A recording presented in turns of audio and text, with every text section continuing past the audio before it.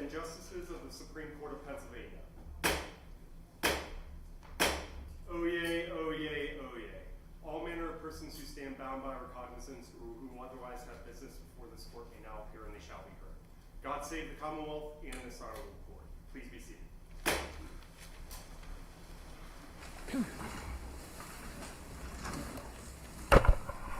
Good morning, everyone. Welcome to the first day of our spring oral argument session here in Pittsburgh. As you may know, the Pennsylvania Supreme Court is the oldest appellate court in North America. Our roots date back to William Penn's Provincial Court of 1684, and our court was formally established pursuant to the Pennsylvania Judiciary Act of 1722. In 2022, we celebrated the court's historic 300th anniversary in Philadelphia. We are very proud of our rich history. We sit today in Pittsburgh's City County building, a 1917 granite Art Deco building, which was designed by renowned local architect Henry Hornbostel. The City County building houses executive, legislative, and judicial offices for both the City of Pittsburgh and Allegheny County. Architect Edward B. Lee was responsible for the design of this magnificent courtroom. The wooden oblongs, the fluted columns, and the bench and bar are all mahogany. Behind the bench is a beautiful mural of the state's coat of arms. The same coat of arms is carved into the justices' chairs, and individual elements are represented in wood medallions on the bench, specifically a ship carrying the state's commerce to the world, a plow working our rich natural resources, 3 golden sheaves of wheat representing our state's fertile fields, and our citizens' wealth of human thought and action. The murals in this room were all painted by local artist Edward Trumbull. On the ceiling, you will see 3 great lawgivers, all framed by gilded plaster.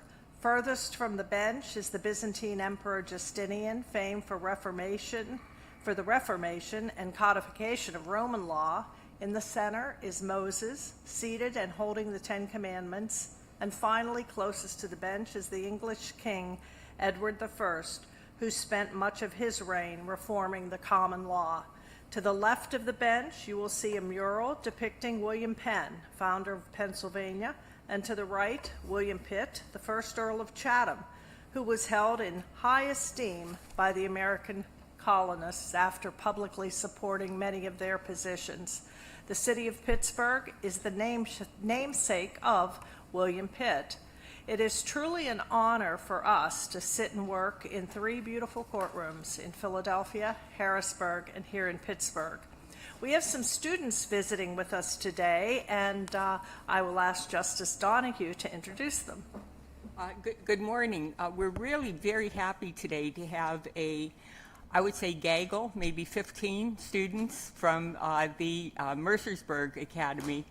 They drove out here this morning from central Pennsylvania, 2.5 hours, and we're glad to see that they've made it. They're accompanied by their teacher in the Government and Politics seminar course, Emily Schonenberger.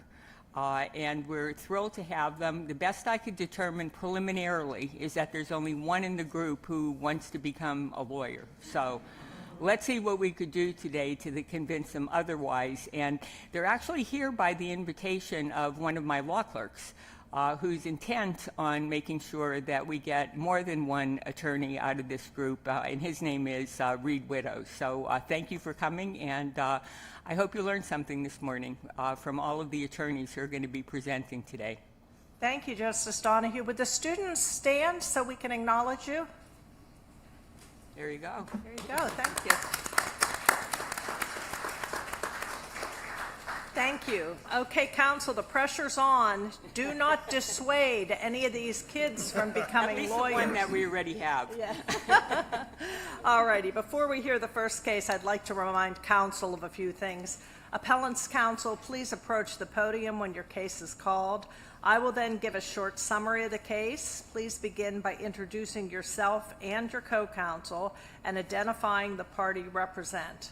The justices are familiar with your cases, so we ask that you avoid any unnecessary recitation of facts or procedural history and instead focus on the main issues on which we granted review. Counsel is welcome to rely on their briefs for any particular issues.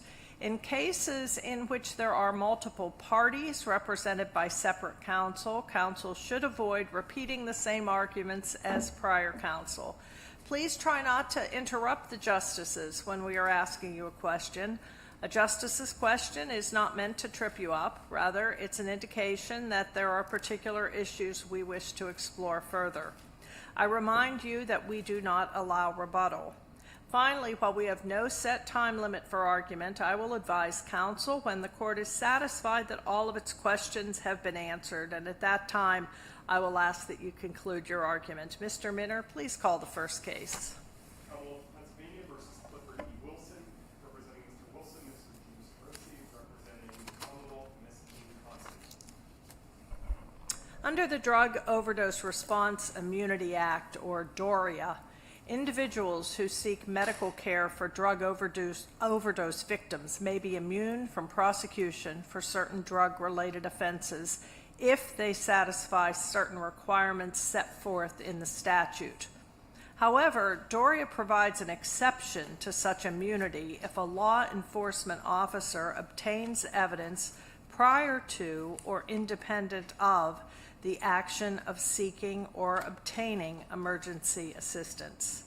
In this case, an off-duty EMS worker observed that appellant's car had crashed into a fence and appellant was unconscious.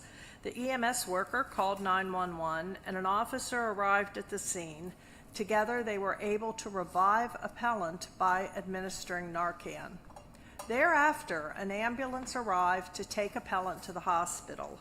While appellant was in the ambulance awaiting transport, the officer conducted an inventory search of appellant's vehicle because it was illegally parked and needed to be towed. During the search, the officer discovered drug paraphernalia, and appellant was later charged with drug-related offenses. The trial court rejected appellant's claim that he was entitled to immunity under DORIA, reasoning that the drug paraphernalia was discovered during an independent, routine inventory search of appellant's vehicle. The Superior Court agreed with the trial court, concluding that DORIA does not require the discovery of the incriminating evidence to be wholly unrelated to the process of rendering aid in a drug overdose event. We granted review in this case of first impression to determine whether the Superior Court erred in its interpretation of the scope of the immunity exception. Good morning. Good morning, Madam Chief Justice, Justices of the Court, Attorney Constantine, may it please the Court, I'm James Rossi, representing Mr. Wilson. As Madam Chief Justice pointed out, this case below hinged on the term independent and what that really means. If we look, in this case of statutory construction, the clear, plain meaning of independent under Blacks indicates not subject to the control or influence of another, not contingent or dependent on something else. Webster's also says not contingent upon or not having connections with. Here, as pointed out, the police response began with the call from Mr. Weiss, the off-duty paramedic, reporting an overdose. The testimony was from Officer Corp that that's what he was responding to. A number of cases from out of state indicate that that's enough. Once you start with the overdose itself, and there's got to be some break in the chain of causation. Here there was no break in the chain of causation. We have Mr. Wilson being revived. He's being placed in the ambulance. There's a lot of discussion going on between The officers who arrive, Mr. Weiss, the paramedics, when Officer Corp actually discovers the stamp bag. Counsel, if I may, are you sharing with us that you don't believe that an independent search of the car is separated from the incident, that being the overdose? For example, the trial court concluded the evidence was uncovered during a standard inventory search. That's independent of the necessary emergency response. Once he was in the ambulance, he left, the scenario ends. How are you making this distinction that an independent police officer inventory search is tantamount to being part of a narcon issue? Well, Justice, the call began with the overdose. And it That's ended why the with police. going to the ambulance. Would you not agree, or you disagree? I would not agree that it ended when Mr. Wilson was placed in the The ambulance. car was crashed into a fence, correct? Crashed, I think, is a little severe of a term based Was on the car in a fence? the car was near the fence, and it And was it an accident? possibly. We don't know for sure. We've never seen the damage, and it So doesn't it's your appear there position was. that it's reasonable for us to conclude an individual would naturally drive into a construction fence on any given day? I'm sorry. You're sharing with us that you're not saying that this was an accident.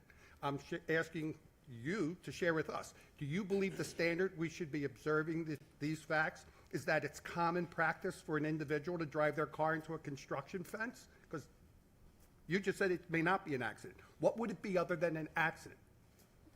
Your Honor, I apologize if I misrepresented that. There was an accident. It just wasn't very severe, and that maybe I didn't That bring it clear. accident would involve an independent police investigation, yes or no? In this case, it wasn't independent because the reason the investigation started was because of the overdose. And I think we should look at all of the circumstances surrounding. I apologize. You can finish. I think we should look at all of the circumstances surrounding that. You know, the immunity is applied to Mr. Wilson automatically. Well, it's not Mr. Weiss automatic. was Counsel, a- it's not automatic. He's got the burden of proof to show the immunity applies right under the Doria statute. Okay. Yes, you're correct, and I'm sorry I used that term automatically.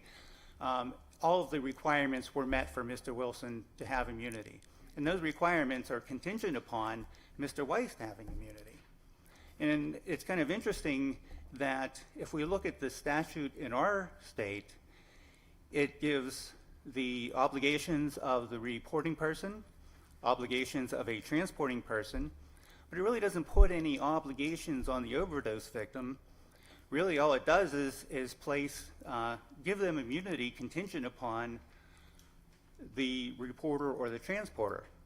And I found it interesting, too, when I looked at some of the statutes from other states, that they put all those individuals together. They're talking about people who are reporting an overdose in good faith and people experiencing an overdose all together in one section when they're talking about limiting immunity. Our legislature didn't do that, and I don't think that, based on my reading, that they intended to. I think they understood that many times an overdose victim is helpless, just like Mr. Wilson. He's passed out in his car. There's nothing he can do. Somebody finds him and reports it. And that's what the legislature intended here, that people who... You're telling us the legislature isn't trying to ask us to employ a but-for test. In other words, but for the phone call, the police officers would not have been on the scene. Therefore, anything the police officers discover once they're on the scene in response to that type of phone call is automatically excluded. I wouldn't go that far. I don't think they... How far do you want to go? Well, there's got to be some break in the chain of causation here. Tell us where it is. Pardon me? I think that's what we're struggling with Justice Doherty's questions. Where is it? Where do we break the chain? Well, I mean, I come outside and there's a guy passed out in a car out front, and I call it in, and I say, there's a guy passed out in the front. I think he needs some medical assistance. The guy is intoxicated. Does that mean we can't prosecute him for DUI? I would say if those are the exact facts, it would be potentially a limit on the immunity there because there's no reasonable expectation that there's an overdose. If someone's intoxicated, you're not necessarily reporting an overdose. Then you're asking us to put the onus on the caller. In other words, if the caller says there's a guy drunk driving out front of the county courthouse, it's okay to prosecute him. But if I say, I think there's a guy in medical emergency out front, then we can't prosecute him. Is that what you're telling us? Well, I think factually we'd have to look at the entire situation. And I think we need to look at, first of all, has immunity been applied? Second of all, should it be taken away? And I think the limit should be the burden on the Commonwealth to prove that there's a break in the chain of causation to make the discovery of the evidence independent of the overdose event. Now, in this case, like I'm presuming a lot of other cases, there's a lot going on in an emergency response to an overdose. You have police there, you have EMS there, it's kind of organized chaos. The police officer's not performing just one duty. He's there, and I kind of reference this in my brief, basically in a community caretaking role. He's there to assure that the person gets treatment, that the scene remains safe, and everybody involved remains safe. The car had to be impounded in this case. As we know, Mr. Wilson was impaired. He was charged and convicted of DUI, and we're not really challenging that. And we're not really challenging the basis of the search because there's no issue of constitutionality, no taint of the Fourth Amendment involved here. So what we've got to really look at is how was it discovered, why was it discovered? And it was discovered because the officers were concerned, as well as the EMTs, what exactly caused Mr. Wilson to pass out. Counsel, does it matter that the person that reported was a paramedic? No, I don't believe so, Your Honor. The reporting person just needs to have a reasonable belief that an overdose event is occurring. So let's say a police officer happened upon the scene, and the police officer sees Mr. Wilson in the car, slumped over, suspects an overdose, and calls for backup. You're saying the police officer, under this statute, your reading of it, the police officer would be immune. That report calling for backup in an ambulance would be a report.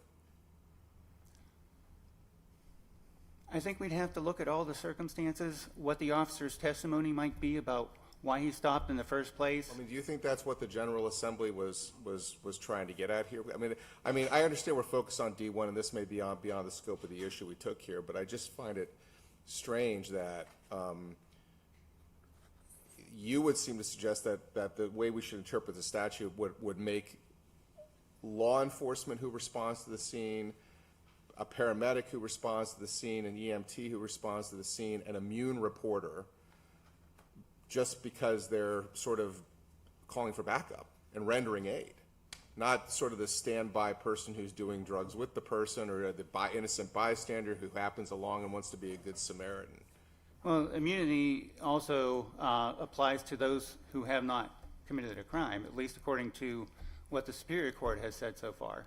So, we're not really looking at their immunity because they're not committing any offenses. Well, you have to look at their immunity because if they're not immune, there's no imputed immunity. So you start with their immunity, right, and then you get to imputed immunity. And I just ask it one more time: would an off-duty police officer who happens to stumble upon a car parked into a construction fence, witnesses someone slumped over, and the off-duty police officer gets on a radio and calls for backup in an ambulance, that off-duty police officer, in your view of the statute, would be a person who reported, who is entitled to evidence or entitled to immunity that would be imputed to the person in the vehicle. That's your reading of the statute. Yes. Okay, thank you. Go ahead. Counsel, would the situation that Justice Bronson just described, would it be controlled by subsection D of the statute that we're looking at, which requires that information that is obtained is essentially after the reporting. I mean, it precludes immunity if a law enforcement officer obtains information prior to the reporting. Would Justice Brobson's situation fit into that?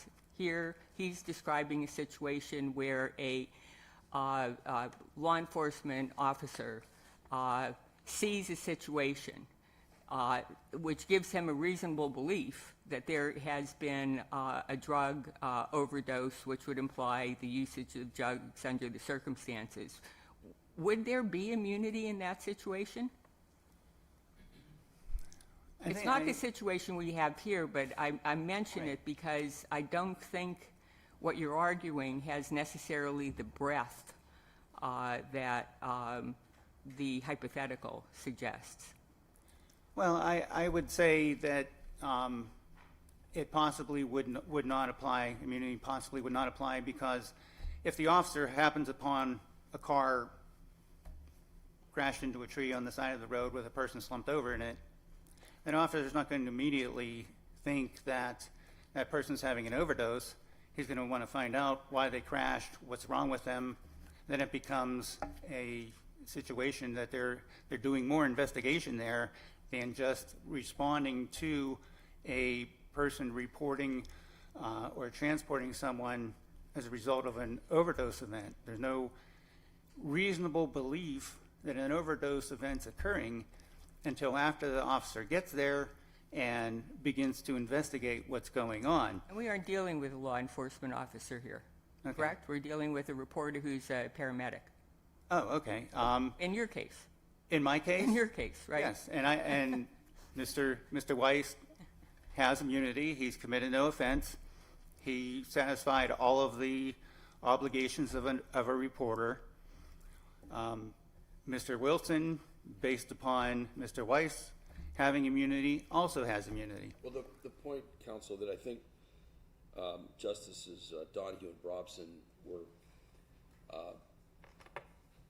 excavating here is that the facts of your case don't map perfectly well onto this template, right? Because Wiest is an off-duty EMS. He's an off-duty EMS person, so he's within the universe of people that subsection A2 is talking about. In other words, the statute contemplates that he'd be one of those people, along with police officers, other first responders like him, that would be called by the person who then would be immune under A. So it's an ill-fitting set of facts, but I guess isn't the appropriate way of understanding it that the statute can be over-inclusive. In other words, even though it's somewhat absurd to think of Mr. Wiest or Weist as being the person who shall be immune from prosecution for any offense, because he was never going to be prosecuted. So it's kind of absurd. But the legislature can be over-inclusive. Am I seeing that correctly? Yes, Your Honor, and I believe that really does hit the point of how the Superior Court's interpreted this so far with, I think it's, and I'll probably butcher the name, but Carantanudo case where the person was the supervisor of I think it was a halfway house or something, and Mr. Carantanudo was found unconscious. The person at the halfway house reports it.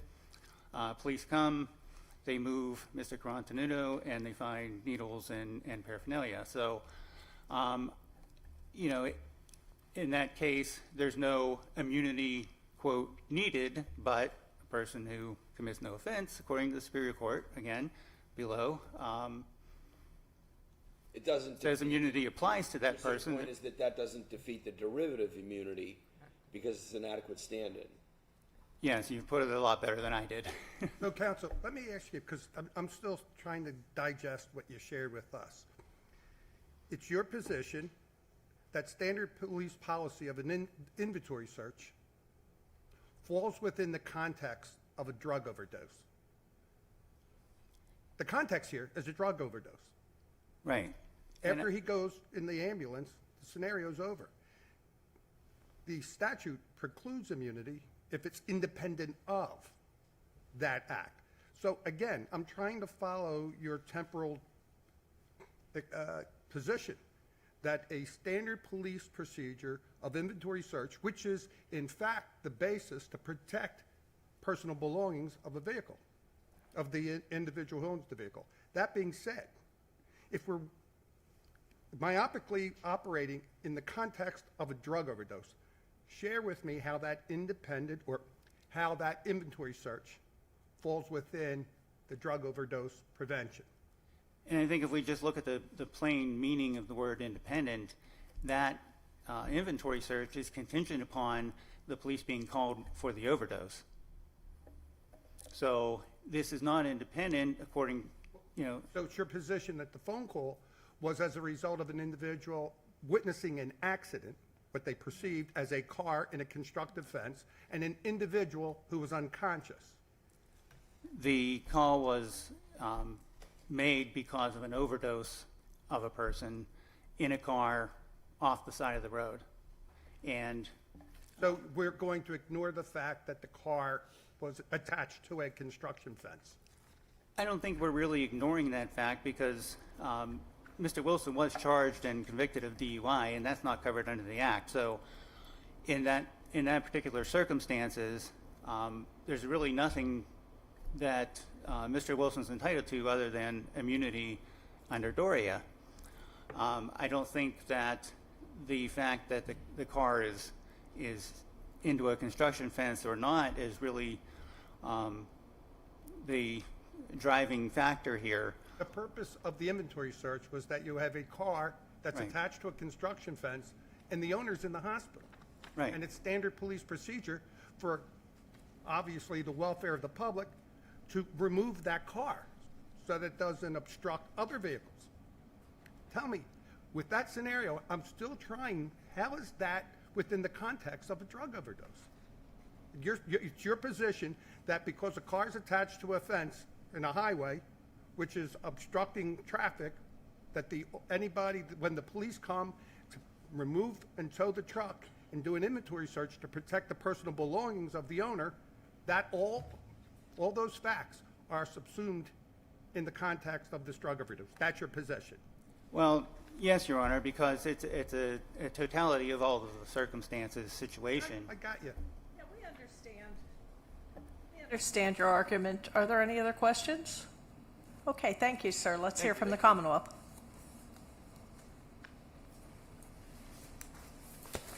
Good morning, Your Honors. Amy Constantine on behalf of the Allegheny County District Attorney's Office. Ms. Constantine, would you lower the mic? Sure. There we go. Thank you. Is that better? Yes. Amy Constantine on behalf of the Allegheny County District Attorney's Office is the appellee in this case. I believe this court clearly understands the Commonwealth's argument that the inventory search resulted in the discovery of contraband independent of the call for emergency Well, assistance. let me ask you about that. Why doesn't the legislature's use of the word independent signal a but-for test? I don't know that the legislature intended it to signify a but-for test. It would be, I argue, inappropriate to impute a but-for test into the statute. What does independent mean then? If it doesn't mean but-for, what does it mean? It doesn't mean contingent, I can tell you that much, as appellant argues. But this is a separate event factually and legally from the call for emergency medical assistance, and that makes it independent. In this case, let me just follow you there.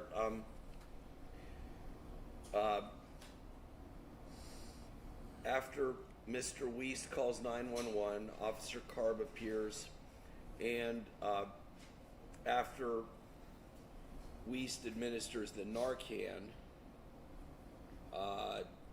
and revives Mr. Wilson, Mr. Wilson is placed in an ambulance, and he's seated there.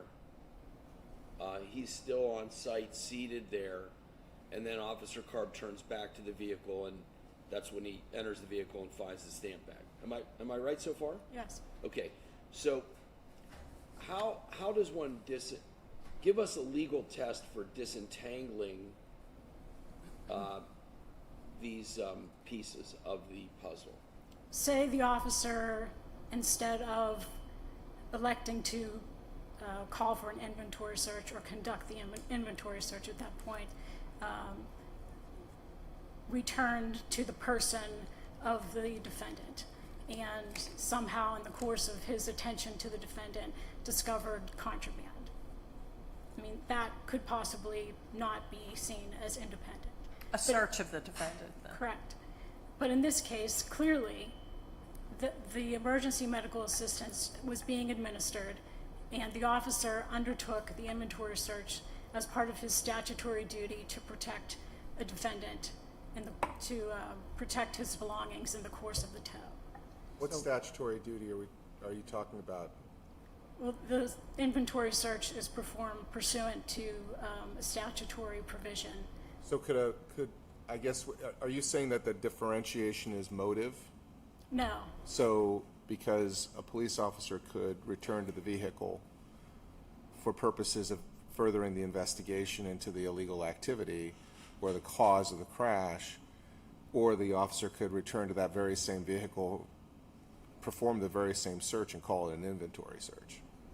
I'm not arguing motive at all. I'm just arguing based on the facts of this case that they were two separate chain of events.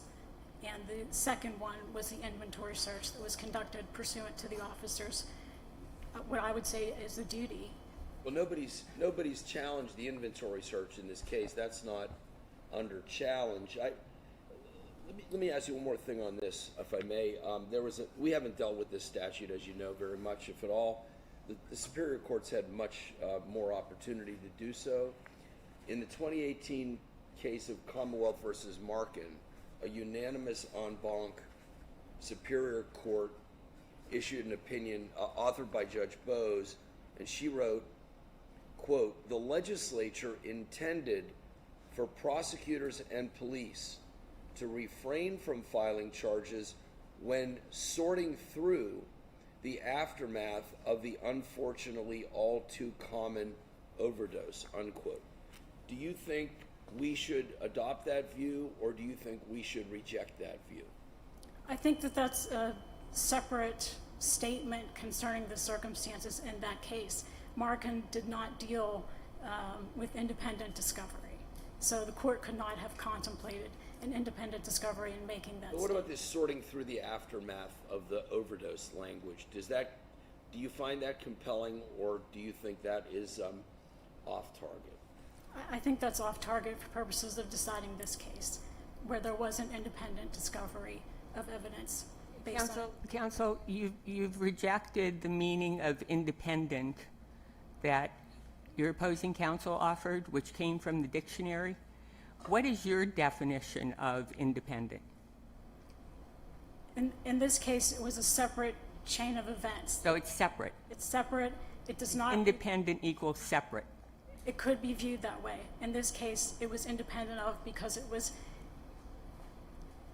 temporally and factually and legally distinct from the call for emergency assistance. And to impute a but-for test, which is, I argue, what Aplt is arguing this court should do, is inappropriate pursuant to what this court decided in Ursinus College. That imputes a term into the statute, which the legislature did not see fit to add. And what is that? What is that word that they didn't use? But-for. So when in the exceptions to the immunity, the legislature refers to information obtained prior to or independent of, does the use of prior to give you any indication of what they meant by independent? Doesn't that mean unrelated to? I suppose it could, yes. It's But what, temporarily unrelated see, to. usually, generally speaking, words have a definition, and then we apply them. We don't give definition to terms based upon circumstances. It's really our job to figure out in the first instance what those words mean. So you're arguing that independent depends on the circumstances, which doesn't really give any fulsome definition to the term independent. And but for does. But for does, but that is not the appropriate test, according to this court's decision at Ursinus College.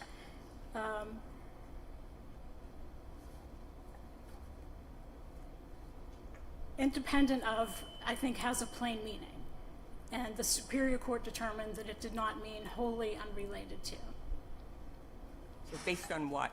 Based on the Not facts before it. not the dictionary. No, but based on the facts before it in that case. See, we're back to that circle. We look at a case, and then without any mooring in the language of the statute, we say, oh, that's not independent. And see, that's problematic for future cases if we can't actually determine the meaning of a word. Generally speaking, we would look to a dictionary. What does the average person believe the word independent means? I believe And that you're rejecting that. I believe that both parties discussed the meaning of independent in their briefs. Appellant points out that the definition of independent is not subject to the control or influence of another, not associated with another, often larger entity, and not dependent or contingent on That something came else. from the dictionary. Correct. Okay, and what's the Applt's definition from the brief? You're reading from the brief. How does the Aplt define independent, if not by virtue of the dictionary? I think we can use the dictionary definition of independent. Okay? You think you can? Yes, I do.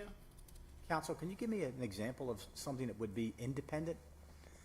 That's what I'm struggling with. I'm struggling, Colin, with the real-world application, because we all know what the statute, or we think we know what the statute is designed to accomplish. They want to encourage people to call for assistance when somebody's having an overdose. When that person has an overdose, whatever they've just used is 99.9% of the time still going to be on them, either in the form of a syringe or a baggie. What would be independent? Because if a police officer appears in response to a 911 call, the medic's there is a syringe or a baggie on the floor of a house. Is that independent? It's in plain view, right? Right, that's less clear, I think, than what occurred in this case, where an inventory search occurred. Well, I understand. We're talking about an inventory search, but I'm talking about something different. I can't envision a situation where the recovery of paraphernalia would be independent of a call from a 911. If a police officer gets a phone call to a house and sees drugs or drug paraphernalia in the property, the next thing he's going to do is going to go out and get a warrant to search that house. Anything that's recovered under that house where this person overdosed and was called in, which meets the statutory definition, would that be independent or related to? It probably wouldn't be independent under those Why not? facts. What's the difference between the scenario I just gave you, which the police officer secures a search warrant to search the house, and an inventory search? In the situation of a search warrant, I think the statute covers that. Why? I think by its plain terms, it says that larger law enforcement goals should not be frustrated. So you think that's covered under the limitation section of subsection D1? Yes, I do. Counsel, would you agree that the efforts undertaken by Mr. Weist, the paramedic, and the Officer Carb, and then their colleagues who showed up thereafter, the other EMS that brought the ambulance, and the sergeant who showed up, do you believe that they were operating as a collective emergency response to this situation? Initially, yes. What was the purpose of the inventory search? The purpose of the inventory search is to protect the defendant as a result of the towing of the car, which had to be done here because it crashed into a construction fence. Is it done every time you tow a car? I believe so, yes. Was it done just this time because the driver of the car was suspected to be under the influence? No, Your Honor, I believe this is a standard police procedure. Thank you. One more, Chief. If counsel, if the court is faced with a term that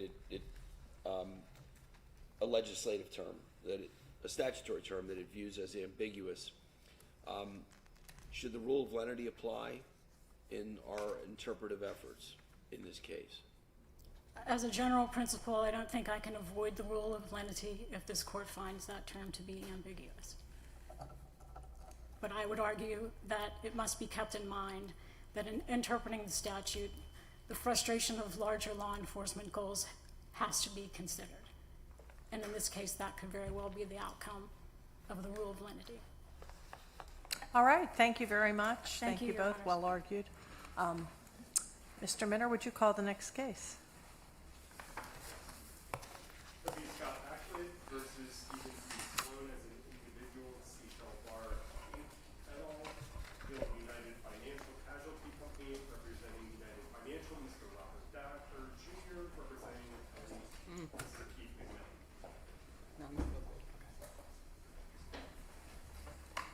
In this case, the president and sole owner of a trucking company was fatally injured while assisting another driver during a car crash. His estate sought stacked, underinsured motorist benefits from the company's single-vehicle commercial automobile insurance policy. Appellant denied the estate's claim, asserting that the company president did not meet the policy's definition of insured, and noting that he was not driving the company vehicle at the time. In this appeal by allowance, we must determine whether the Superior Court erred in finding the company president was a de facto insured under the commercial policy, despite the fact that the company was the only named insured, and despite the fact that the company vehicle was not involved in the crash. We must also determine whether the Superior Court's decision is contrary to our decision in Rush versus Erie Insurance Exchange. Good morning. Good morning, Your Honor. May it please the Court. My name is Bob Dapper. Together with John Hare, we represent United Financial Casualty Company in this appeal. This case does not provide any justification to allow departure from decades of established law under commercial auto policies in Pennsylvania. In Rush, this court recently reaffirmed that underinsured motorist coverage is not universally portable and that Gallagher did not invalidate appropriate limitations on underinsured motorist coverage. This court has held that Gallagher had unique facts and involved a discrete issue so that it should be construed narrowly. The law on the scope of UIM coverage for commercial auto policies has been established in Pennsylvania for over 30 years. If a corporation or other business entity is the named insured, the corporate officers, shareholders, and their family members are not insureds under the commercial auto policy unless they are occupying a covered auto. This principle was first established in 1990 by the Pennsylvania Superior Court in the Hunyadi case, which was affirmed per curiam by this court in 1992. In Hunyadi, the wife of a vice president of a corporation sued to recover underinsured motorist benefits from the corporation's commercial auto insurer after she was involved in an accident in her personal auto. In Hunyadi, the policy was issued to the corporation, and the definition of the named insured included the corporation, but not the corporate officers. Based on those facts, the Superior Court found, and this court affirmed, that there was no coverage under the express terms of the policy and no reasonable expectation of UIM coverage when the officer's family member was occupying a personal auto. The United policy is similar in all material respects to the policy at issue in Hunyadi. Under the United policy, if the named insured is a corporation or entity that is not a natural person, insured means a person occupying an insured auto. In this case, TK Trucking LLC was the only named insured. TKC Trucking LLC was a trucking for hire business that was an authorized federal motor carrier with the United States Department of Transportation number. TKC Trucking had $1 million in liability coverage, along with a Form MCS 90 endorsement pursuant to that Department of Transportation regulations and as required by Section 387.9 of the Federal Motor Carrier Safety Regulations. TKC Trucking paid about 75 times more for the $1 million in motor carrier liability coverage than the $100,000 in UIM coverage that is at issue in this case. Counsel, was it possible under this commercial policy for the owner, officers, and directors to be named insured? Could they have requested coverage as named insured? Your Honor, I think that our record may be silent on that point. I'm asking you as a matter of commercial liability insurance policy protocols. Yes, Your Honor. Standard in the industry. Could a owner, officer, director have made themselves named insured? Yes, Your Honor. There are endorsements that are very standard in the commercial auto world that allow officers to become named insureds under commercial auto policies. And while our record in this case does not reflect that fact, I think the cases and that have interpreted commercial auto policies have both explicitly and implicitly recognized that fact. And I think that perhaps the case that best describes the issues that might be in play here, Hanyetti was decided in 1990. Karen was decided, I believe, in 1997, and then Bowers was decided in 2000. And during that decade, there were these end-around attacks being made on commercial auto policies to provide insured status for individuals who are not simply insureds under the policy. And in the Bowers case, 10 years after Hanyetti, the Superior Court once again looked at this issue and looked at an argument that is, I think, very similar to that being made in this appeal, that the commercial insurer's interpretation would render a UIM endorsement wholly meaningless, illusory, and absurd, as it would exclude any party from ever making a claim. And in reaching its decision in Bowers, the Superior Court said that we further reject the notion that such an interpretation renders the UIM coverage illusory because no party could ever make a claim. The corporation purchased meaningful coverage because each person who occupies a company vehicle is thereby entitled to UIM coverage for the covered automobile. And that's the point. That's the key point, right? That this was not a company automobile. Yes. Yeah. And there was only one automobile on this policy, and that was originally the Ram, and then it was later the other vehicle, right? Yes, that's exactly right, Your Honor. So let me ask you a question that to me is really critical. This company paid for stacking. Intra-policy stacking was obviously never going to be available since there was only one vehicle. And the manner in which insured is described would preclude inter-policy stacking. So what is the policy or the rationale that would allow a company to charge for coverage that is unavailable? Well, Your Honor, I think that the answer to this question is really can be derived from Section 1738 of the statute, because Section 1738 tells us several things. First of all, in order for stacking to be available, it requires that one be an insured under the policy. So 1738 supports the argument, I believe, that we're making, that you don't even get to the question of stacking unless you're an insured under 1738 or under the policy. But I know that wasn't exactly your question. It's sort of beside the point. I understand you thought you were following the terms of the statute, but the problem is, the implication is, which your company had to be aware of, is that there was never a situation that the stacking for which the insured paid would be available to anyone. Yes, Your Honor, and I apologize for being long-winded in my response. What I was, when I started talking about 1738, I wanted to point out two additional things about it. The first is that Section 1738 requires an offer of stacking under Pennsylvania law. Okay. The second thing that 1738 requires that is relevant, I think, to the answer to your question is that if stacking is not rejected, then a reduced premium should follow if stacking is rejected.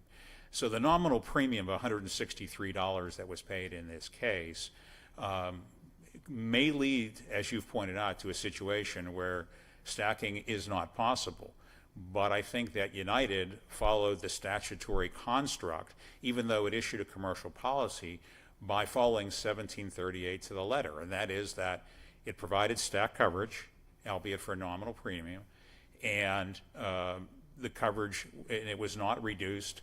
The premium was not reduced because the stacking was not rejected. Now, here, counsel, before I lose my train of thought, if the statute provides that stacking must be offered, can it be said that the statute then requires that a policy has to be written so that stacking is available? I don't think 1738 goes that far, Your Honor, either expressly nor impliedly. I think that whether, I of course am relying, the cases on which I rely as being directly analogous are from the Superior Court, decided in 1990, 1997, and 2000. But if you look at the cases from this court over the last decade and more, whether you start with Everhart in 2007, when this court found that stacking was not available under commercial fleet policies, to most recently in the Rush case saying UIM coverage is not universally portable. I don't think, Your Honor, that, I think if you go back to the MVFRL, and admittedly I often lose sight of this, you go to the definition section in 1702 and it talks about who an insured is. And when you look at that, you see that insured is defined as the named insured, and then resident relatives of the named insured's household. So I don't think that one could seriously argue that the MVFRL was not designed to address personal auto coverage in most circumstances. Well, and businesses can't suffer bodily injury. That's right. And that's with your client. I mean, what your argument is, your client was kind of in a catch-22. You were technically required to offer coverage that would never be triggered because the insured is a business that can't suffer bodily injury, but you risked the insurance department coming after you in an enforcement action for not providing mandatory coverage. I think that's exactly right, Your Honor. And in the Bowers case, the court said exactly what you just did. It says, in light of the immutable fact that a corporation cannot sustain bodily injury when the named insured is a corporation, the main purpose of a business auto policy is to insure the corporation from liability for losses caused by operation of its vehicles. The fact that an insurance company drafts its policies so as to be adaptable to both individuals and corporations does not make it ambiguous, nor does it provide a basis for extended coverage where none exists. So the commercial auto policies are subject to the MVFRL, but Your Honor, as the court pointed out in the Everhart decision, there was some question, even because the way the form reads for stacking, it uses I, and so forth. It uses personal pronouns. They clearly impute that it's for personal auto policies. There is a bit of a conundrum, and I think that surely a premium of $163, was charged for this stacked UIM coverage, but the $1 million liability policy had a $12,000 premium. This particular limited liability company was a motor carrier for hire, required federal filings, needed to have that endorsement, and the principal purpose surely of this policy was to get that liability coverage for that business. And I think that what would be illusory here would be actually to equate Mr. Baclit with TKC Trucking LLC. he formed a limited liability company in order to provide certain protections from being exposed personally or individually for liability purposes. And I think Pennsylvania law, Pennsylvania corporate law, is very, very clear that with those protections, you also lose certain rights. And in this case, it was TKC LLC Trucking that was the named insured, the only named insured.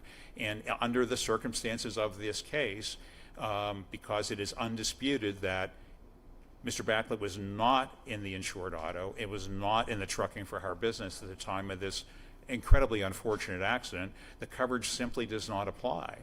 And the permutations of the Superior Court opinion in this case, wherein you would provide UIM coverage to corporate officers or maybe their family members when they were in their personal autos, frankly, I don't know. Our amicus talks about these examples more than we do, but the examples of coverage going beyond bounds that we can't foresee is really, I think, a very disturbing result in the Commonwealth, and is inconsistent with the case law of this court over the last several years, whether it's Rush or Millone or Gallagher. All those cases have tried to balance the actual language of the statute itself with the terms in the insurance policy. And here these both insureds and insurers have relied on Hanyedi and Bowers and Karen in these cases, as well as this court's decision in Everhart and other commercial cases in the district court cases that are cited in the papers, to find that under these circumstances, albeit unfortunate, Mr. Baclit was not entitled to UIM coverage. And that's why I asked the question in the first place. I mean, he could have been a named insured, but no reason to, since the choice of the corporate form shifted all liabilities onto the corporation. And so it's really a question of, really, can you pick and choose that way? That's right, Your Honor. And in this situation, in terms of the record, of course, we can't know exactly what his reasonable expectation was, but he lived at home with his mother, who had 3 personal autos. There was underinsured motorist coverage that was not insubstantial in the household. He collected $300,000 in underinsured motorist coverage because of the household vehicle and the household in which he resided, and he also owned a motorcycle on which he was a named insured and recovered that underinsured motorist coverage. Well, he could have been driving the Ram that night. And he, I mean, that's right. Said we don't know what he was thinking. Well, he was thinking, perhaps, could have been driving the Ram that night that he died, right? That would be a totally different. It would surely be covered, Your Honor, and that would be under 1733. That would have been his first order of priority. It's first the vehicle that you're occupying, and then you go to the vehicles on which you're insured. So not only would he have been covered, that would have been the first priority of coverage. And I think that on the night of this accident, that priority, the priority comports with the statutory scheme. It first goes to the vehicle that he was occupying, his mother's Cadillac, and then he recovers under the other vehicles in that household, and then he recovers under the vehicle that insured him for his motorcycle. But at no point does he get to the LLC policy issued for his business, designed to provide him the coverage that he needs to make a federal filing, so that when people hire him to transport goods interstate, they know that he has $1 million in coverage. Designed to give the LLC the coverage the LLC needs for the LLC transport. Exactly, Your Honor. Exactly. All right, any other questions for Mr. Dapper? Thank you, sir. Let's hear Thank you, Your from Honor. Mr. McMillan. Hey, please, Your Honor. My name is Keith McMillan. I represent the estate of Baclit, here with co-counsel Mr. Scott Cooper. Certainly the court has an understanding of what the issues are here. I think it would be important as a preliminary matter that I indicate the basis for our argument, and I want to do that because I think it's a little more complicated than what was portrayed by Mr. Dapper. The defendant, or the insurance company in this case, denied this claim for 2 reasons. Essentially, they denied it because they say Mr. Baclit was not an insured. They say he's not a named insured, and then they say even if you get over the named insured issue, our policy language he does not comport with because he's not occupying the insured auto. So those are really two different questions. The second part of that question relates to the stacking issue itself, which I'm going to go through and demonstrate as illusory on its face under the facts of this case. So, and I think that that denial that Mr. Baclit is not an insured, those two items that I just mentioned, they are interrelated, in my view, and I think the Superior Court thought the same thing. The defendant or the appellant doesn't want to discuss that because they do not want to get into the stacking question. So they just want to say that he's not a named insured. How can you have stacking? There's only one vehicle on this policy. What's the stacking? That's right. I don't even understand why we're talking about stacking in this case. Well, we're talking about it because it is the only stacking that can occur is inter-policy stacking. But in this case, I mean, we're talking about a commercial policy. How can there be any stacking? Isn't stacking a complete distraction? Well, not in my view, it's not. At least what I'm saying is that Mr. Baclit, and I didn't get to that part yet, had a reasonable expectation under the facts of this case that he was an insured. Well, why didn't he or whoever's talking for him simply tell his agent, I want to be listed as an additional insured? I'm sure if you could look at Amazon's coverages, that Bezos is listed as an additional insured. Taking a complex situation and making it simple. Was there some disability at law preventing Mr. Baclit from simply having himself and anybody else he wanted, presumably for some additional premium, added as an additional insured? And the kind of thing that would be done all the time, I assume. Yeah, I don't think that Mr. Baclit, under the circumstance of this case, in any way, shape, or form, thought he had to do that. Well, we observe a distinction between the corporation and the individuals who are in its employ. We learned that in law school, right? Yeah, but I don't know that Mr. Baclit appreciated that. He was acting on his own. He didn't have an agent. I could turn the question around and say, if that's the case, and United knew going in that this coverage was not going to be available to him, that they should have known that it wasn't going to be available to him because of their policy language, which says he has to be involved, he has to be in the vehicle. That is the antithesis of stack coverage, because if you're not in the vehicle, stack coverage is rendered irrelevant. It doesn't even come into play. So under those facts, I think that Mr. Baclit, he had no expectation that he would not be an insured under this case. We're also supposed to assume that Mr. Baclit had no expectation that there's a difference between driving his mother's car and the Dodge Ram that is the listed vehicle on this commercial policy. Well, Your Honor, I can't speak for what he was thinking at the time, but I can't. Well, you were talking about his expectations. Well, his expectations is shown by his involvement not only with the corporation but with the procurement of the policy. What is there in the record that shows what his communications were at the time he purchased the policy? For all we know, he specifically said, give me the bare minimum that I need to get my federal license to be able to transport for hire.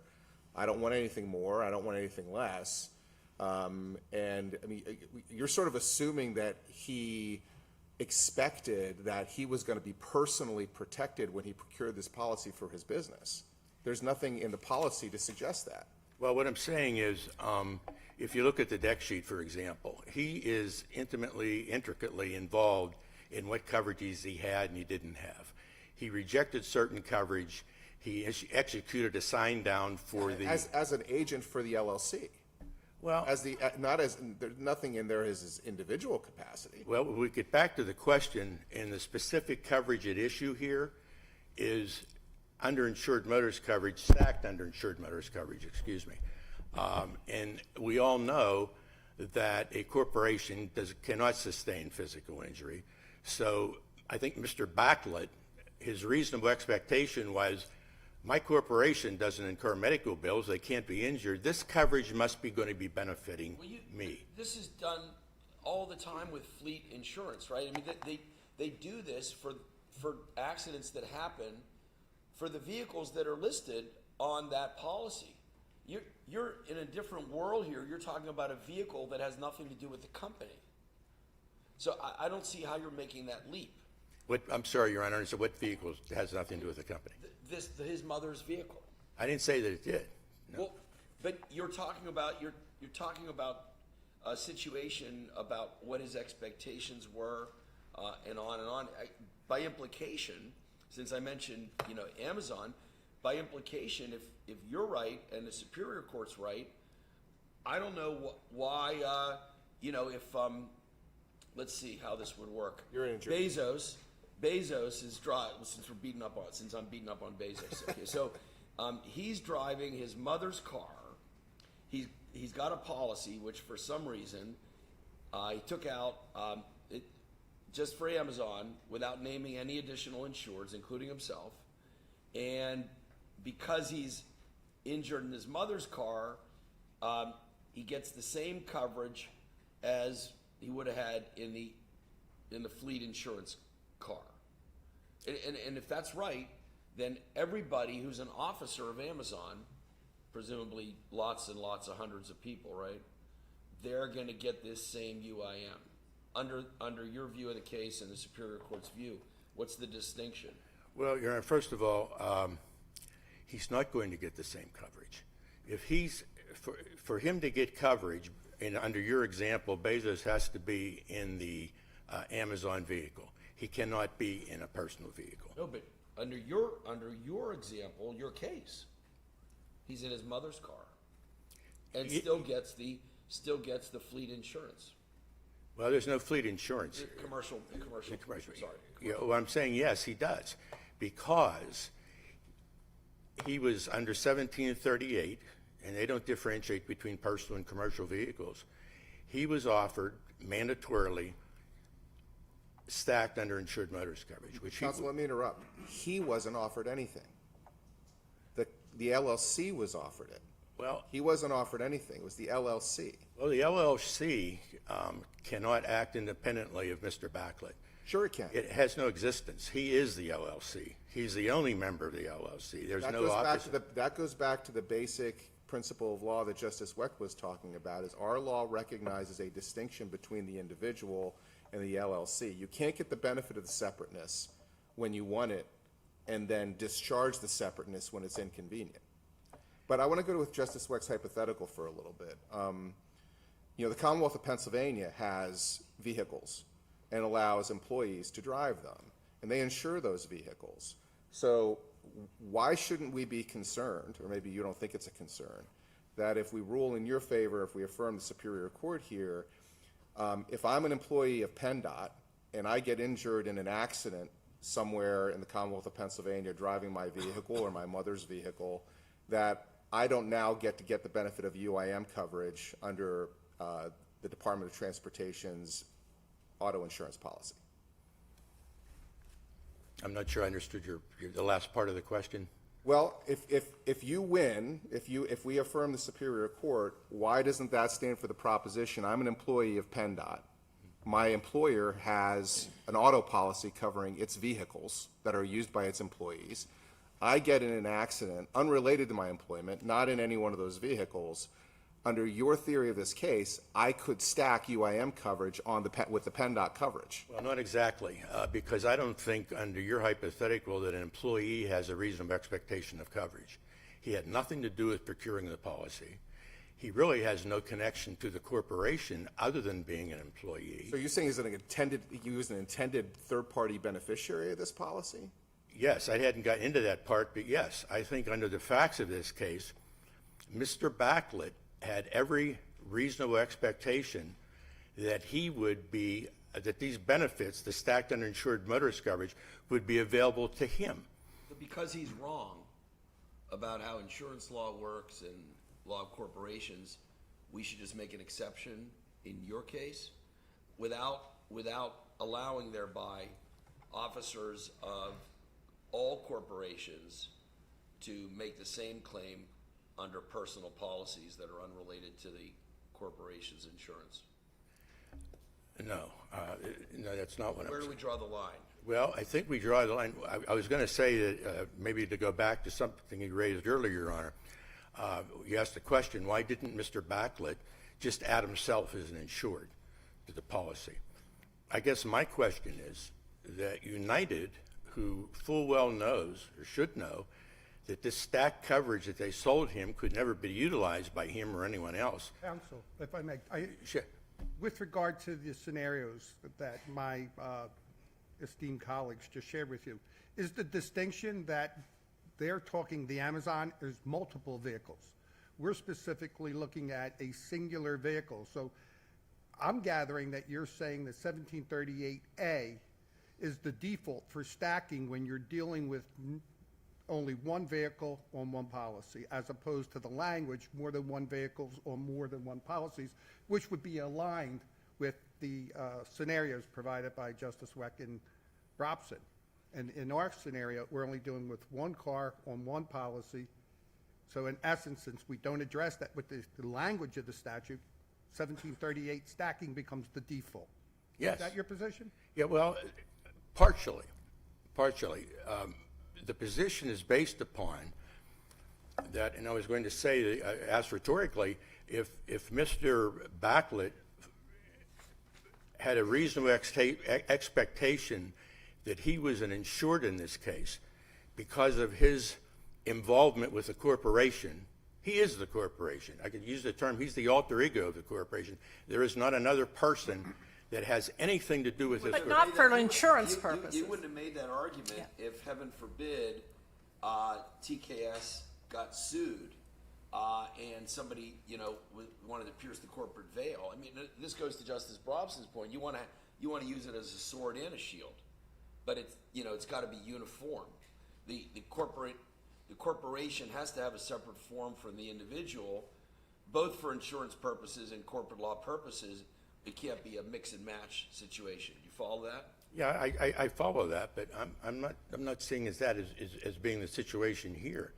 I want to go back, and I hope I'm not being too repetitive, but his involvement with the corporation, and I think we've covered that, and his involvement with the procurement of this policy sets him apart, and I think there's case law that fully supports that, sets him apart from the fleet policy. We're not talking And about shouldn't he have added his name, asked that his name be added to the policy? That was the question I wanted to get to. I don't think he had any clue, under the facts of this case, that he was anything other than the person that was going to benefit from this. I think you may be right, but I think he may have made a mistake in that assumption. Well, what I was going to say on that, before I answered or attempted to answer Mr. Justice Doherty's question, was that since United knew that this coverage that they had to offer him and which he purchased could never be utilized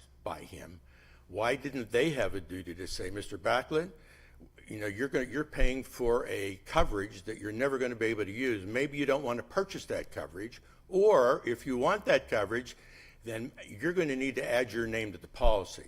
It certainly seems more logical to me that a sophisticated insurance company should be the one asking those questions as opposed to putting that burden on the consumer. And certainly Mr. Baclit is not Mr. Bezos. Mr. Baclit was sophisticated enough to know to set up an LLC for purposes of protecting and shielding his personal liability. He was sophisticated enough to know that he needed to purchase a separate fleet vehicle for when he wanted a separate commercial insurance policy to insure his vehicles for his business. I'm a little concerned about.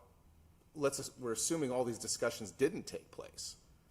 I mean, the premium that United probably may have charged if he wanted to name himself as an additional insured and make all of his allow the commercial stacking on top of his personal policy stacking could have been more substantial than the $100 and some that they did charge. Well, I mean, that may be. That's the problem with where you're going, is you're asking us to make all these assumptions about, well, United should have had this conversation, this would have triggered that conversation, they had the duty for this, they had the duty for that. No, We just don't know. I simply was saying that between the two, if someone had have the conversation about being added to the policy, so this idea that the corporation's not the only insured, that inquiry would be better to come from United. Well, but you're just assuming Mr. Baclit was unsophisticated. Well, he wasn't unsophisticated in certain aspects of this. What I'm saying is he knew about stacked underinsured motorist coverage. His mother had it. He had it on his motorcycle. And he then, I know he's acting on behalf of the LLC, but he then purchased that same coverage. Well, he didn't waive it. For his company. Yeah, he didn't waive it. He didn't waive it. He didn't waive it for the company. He didn't waive it, and he signed down to take a lesser amount. Counsel, let me ask you a different question. Did your client have a duty to read the insurance policy? Because had he had done that, it's abundantly clear under the UIM coverage that there's only coverage if he's in a company vehicle. So did he have a duty to read the insurance policy? I think that's a two-parter for me. The first answer to that question I was going to say is no. And why is that? And I base that on Is that the sophisticated or? the Presley decision. I don't know the entire site, but it's a Superior Court decision that said when you're involved with coverages, there is no obligation upon the insured to read the whole policy to know what's going on. Secondly, and maybe more importantly, the language that says you have to be in the insured vehicle effectively destroys the stacked coverage that he purchased. It eliminates If he it. had read that, he would have known that. Well, maybe. I don't know. I can't answer for him, and there's no evidence directly whether he read or he didn't. He would also be reading, if he read the whole policy, he'd be reading the pages after page after page that talked about uninsured motorist coverage, stacked uninsured motorist coverage, and how it paid for personal injuries. And I think that's where the conundrum comes in. He did not think, and I know that I don't really think this is an assumption on my part, I don't think any reasonable person would purchase underinsured motorist coverage for a corporation that cannot sustain a personal injury. I know that. I mean, I'm sorry to interrupt, but Yeah. Certainly, there could have been all kinds of claims made so long as the personal injuries were incurred in the Dodge Ram, whether he or somebody else was driving the Dodge Ram. Not with respect to the stacked underinsured motorist coverage, no claim could be made, and that's the coverage that's issued here. It is eliminated from the moment the policy is issued. The stacked underinsured motorist coverage, which he paid for, and which is on the deck sheet, didn't exist. So it's your entire argument turns on this phantom stacking. Well, I don't know that it's phantom stacking. I think it's illusory. Well, you're pulling out the UIM coverage as if it was something separate and apart from the fact that this is a commercial auto policy. What he paid in terms of premium, he paid for a commercial auto policy. That's what he paid for. The statute makes no distinction. The LLC paid for an auto policy, and he got an auto policy. And to the extent that there's any illusoriness of this, to Justice Donohue's point, he would have read it. And we also don't know if those conversations did or did not happen. Okay, the fact remains, in spite of what conversations took place or didn't take place, he was sold a coverage that he could never use, or that nobody could. I mean, you can't get around that fact. Turns out the Superior Court addressed this 26 years ago in that stacking litigation. They wrote, quote, "The legislature contemplated that those individuals who purchase coverage for only one car will pay increased premiums to help subsidize the higher costs associated with Pennsylvania's virtually mandatory stacking policy," unquote. Do you take issue with their language there? I do, because the Crayley case decided that there is that the benefit to the person who gets stacked coverage on a single vehicle policy, the benefit to that is you can stack to some other policy. That's inter-policy stacking. So I think that eliminated the suggestion that you're going to be paying for something and not getting anything back for it. Craig? Counsel, we had this discussion with your friend, and I think, I mean, the case presents, I think it's an issue of first impression, at least for us. They did what they had to do under the statute. They offered the coverage. It was not rejected. They did precisely what the statute required them to do, and under the terms of that statute, it's just not possible for there to be stacked coverage under these circumstances. So, what did they do wrong? What did the insurer do wrong in this case? They haven't violated the Motor Vehicle Financial Responsibility Act. They followed it to the T. I mean, it requires them to do something that's going to result in illusory coverage. Yes. So what is the answer there? Well, the answer is that you're correct. They absolutely did what 1738 said they were obligated to do. They offered him the stack coverage. He purchased it. Thought he had it. What the insurance company did is they included definitional language of who an insured was, that you have to be in the vehicle, and they wrote the coverage back out again. But they can do that. I mean, under Rush, as an exclusion, they certainly could have had an exclusion in the policy that excluded regularly used vehicles. I mean, so I mean, there's a conundrum here. I mean, it's a I think it's an interesting problem. I'm just not sure that realistically, someone who operates as a corporate entity, shedding all potential for personal liability, can at the same time, knowing when they're buying a policy for the corporation, can then claim personal coverage under a policy that's written so that it doesn't provide that personal coverage. I mean, we would have to engage in piercing the corporate veil here, which is something we would never do under these circumstances, because your client is getting the benefit of the corporate form for all other purposes. Well, I think the difference when you mentioned the Rush decision, for example, yeah, no question that you can have reasonable limitations on coverage. And that's what Rush was, at least the way I understood it, the regular use exclusion. You didn't do away with underinsured motorist coverage. You just carved an exception out. Under these facts, and under the insurance policy language, when it carves the or eliminates the effect of 1738, you haven't carved out an exception. You've eliminated the coverage, and the coverage you've eliminated is the stacked underinsured. And that's really the premise of our whole argument. There's a clear distinction between stacked underinsured and underinsured. So in this case, there is no exception. They're not carving out an exception. There's no reasonable, no one's saying that the unavailability of the stacked underinsured motorist coverage is somehow a reasonable limitation. It isn't. It's an elimination. The coverage simply doesn't exist anymore. It never did from the day that the policy was used. All right, are there any other questions? Thank you, well done. Thank you. Both of you.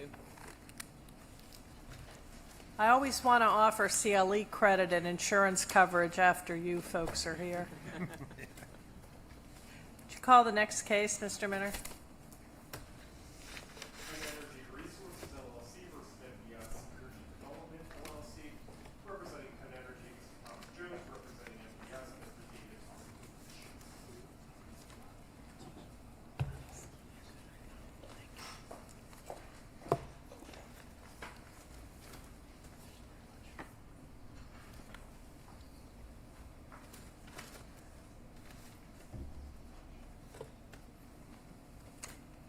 In this appeal, appellant PennEnergy Resources entered into a joint development agreement, or a JDA, with natural gas producer Winfield Resources.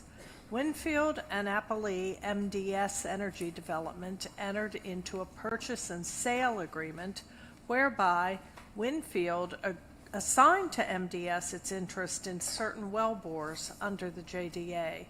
Winfield and MDS also executed a notice of joinder under which MDS declared to be bound to the terms of the JDA in relation to the assigned wellbores.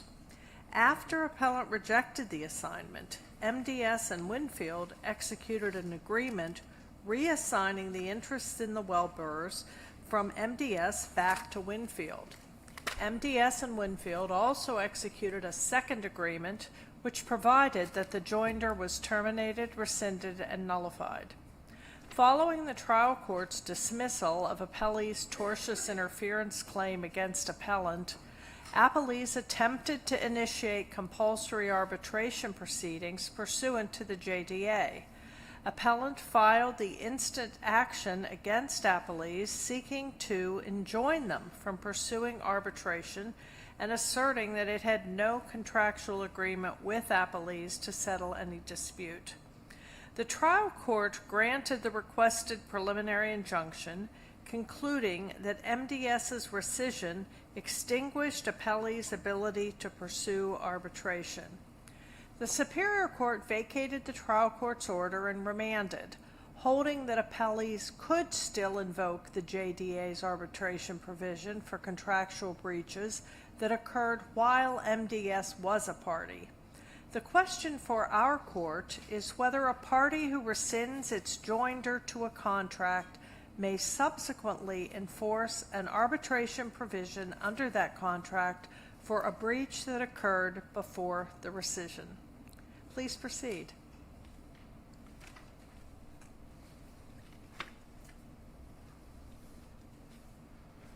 Thank you, Chief Justice Todd, and may it please the court.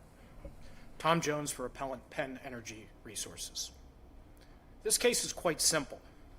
MDS rescinded an agreement that it had by which it sought to acquire a minority interest in certain wellbores in a Marcellus Shale joint development project, and also an interest in a governing joint development agreement to which my client was a party.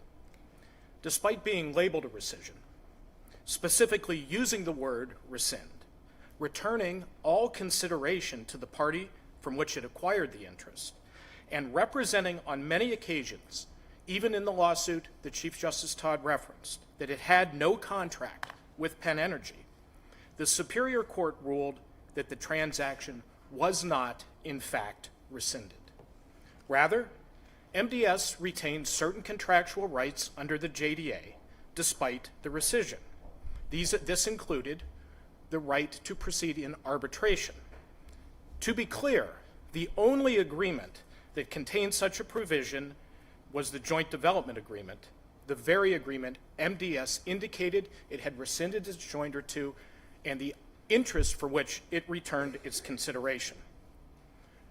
As the court indicated, the trial court entered an injunction, and the Superior Court reversed, determining that because MDS had been a party to the agreement before the rescission for a short period of time, it retained rights, including arbitration rights, notwithstanding the voluntary rescission. Simply put, the Superior Court erred. Counsel, before you go any further, are you asking us to resolve finally the merits question of whether there was an agreement to arbitrate, or are you simply asking us to overrule the Superior Court, or reverse the Superior Court's determination that the trial court did not have apparently reasonable grounds to at least preliminarily enjoin the arbitration from going forward? Justice Brobson, it is the latter. It is the latter. Yes, this the came up. briefs didn't seem to be reading like that, and I'm always very concerned about appellate courts reviewing preliminary injunction determinations on the appropriate standard of review, and I sort of feel like as I read the briefs, we were blowing through the standard of review. Your Honor, obviously under these circumstances where a core legal issue is being considered, certainly things that this court may say, that the Superior Court said, or that the trial court said, will be somewhat, if not binding on the issue because it came out of a preliminary injunction hearing, it will be instructive as to how various things should be interpreted under the law. But we stand before you only on an appeal of a preliminary injunction hearing. There were facts taken, and my client presented evidence at that hearing. MDS did not. But at that hearing, the judge made certain factual findings with respect to the intent of the parties, and he made certain legal conclusions. We believe that under this court's standard of review for injunction, that those factual findings are entitled to deference, and we understand that on the legal matter, it is for this court to decide what the law is. Counsel, let me ask you, because you said this is a simple case. Yes, ma'am. How many lawsuits or arbitrations have the parties to this particular action filed? By my count, there are at least a half dozen. And there seem to be conflicting positions in those various actions that have, or arbitrations that have been started. But one of the things that I'm struggling with, the Superior Court seems to have held that as a matter of law, the trial court erred in its determination of what a rescission entails. However, the trial court's opinion was in large part based upon factual findings after a hearing, making determinations about what the intent of the parties are.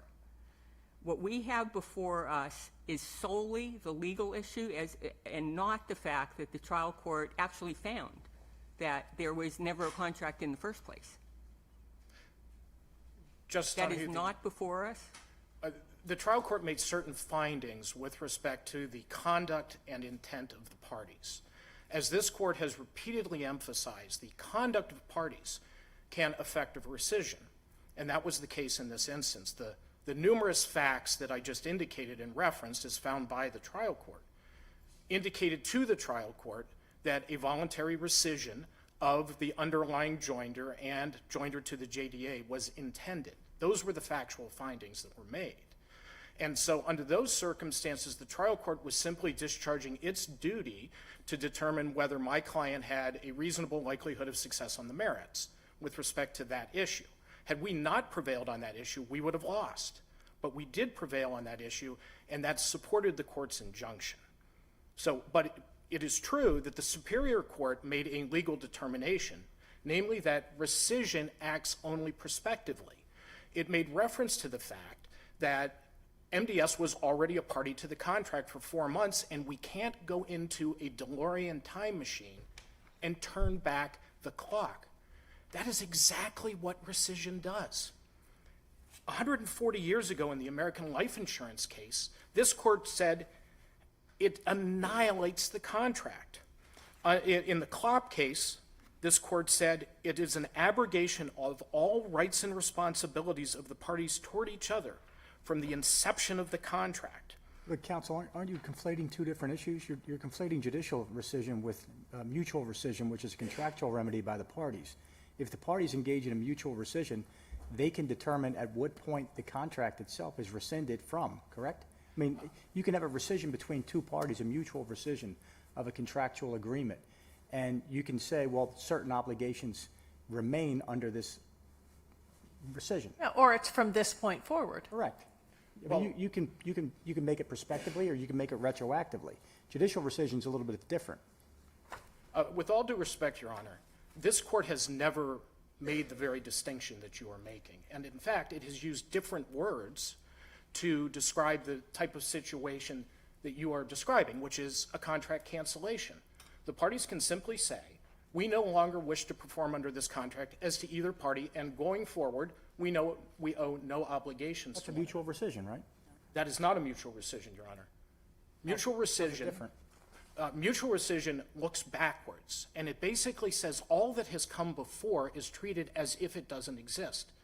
If I could reference the court to the Jacobs decision, which this court held in 1947, that a voluntary rescission between two parties, evidenced by conduct, not only eliminated future rights, but also deprived an individual of invoking procedural protections found in the contract that the parties both agreed they entered. In that case, it was an employment contract, but the employee wanted to go back and gain certain protections that related to the termination of her employment. And this court said that is not possible, that is beyond the pale to say once an agreement is rescinded, that you can go back and use those provisions to your advantage. You could if those were the terms identified as part of the rescission, right? Well, Your Honor, You could make some temporal limitation or hold something to be prospective only if that was part of the term of the terms you agreed to in making the rescission. well, Your Honor, the question then becomes that under those terms, what remains the consideration to support the prior obligations? Here, there is no dispute. So no exceptions, rescission means the whole contract's out.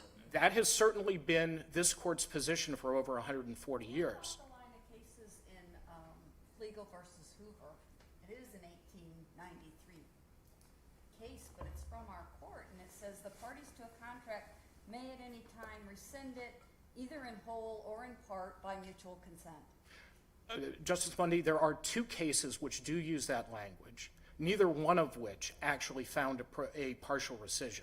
There are two Superior Court cases which have found partial rescissions, but those are on very different facts. Under those circumstances, those are situations where some of the consideration vanished or it had been sold. Those were both sales cases.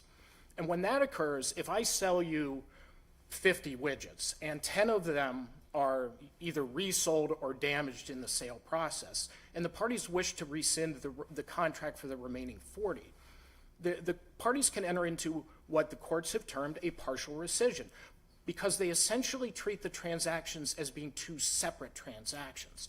As to the consideration that was damaged or resold, in that situation, there can be no rescission because you can't reinstate the status quo. So let me interrupt you real quick. In this particular case that we're dealing with, your, Winfield and is it MDS? Yes. They entered into the agreement, all right? Did they have a mutual, there was a mutual rescission of their agreement ultimately, correct? Correct. Did they preserve any rights under their agreement? It's our view, Your Honor, that they did not. By use of the word rescission and the trial court's finding that their conduct confirmed that all of the consideration was returned, the answer is no. Because once rescission occurs, as this court has held on multiple occasions. In other words, it wasn't like they executed a written agreement saying we're preserving our rights to go to arbitration against PennEnergy later on down the road. There is nothing in the record that would find that, Your Honor. And I would suggest that that would be a very difficult thing to execute upon because they returned the consideration. What did MBS pay to Winfield for the right to retain some or all of the rights? Now, my friend over here suggests that, well, you have to articulate what's in and what's out. But rescission does that for us.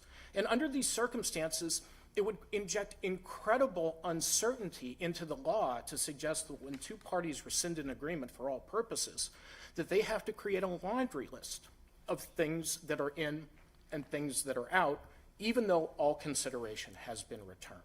Well, this goes back to my concern about our standard of review, sir, because what you've been answering in the questions, your argument, have really been based on the facts of this case, not just this general concept that anytime you use the word rescission, it means the contract never existed.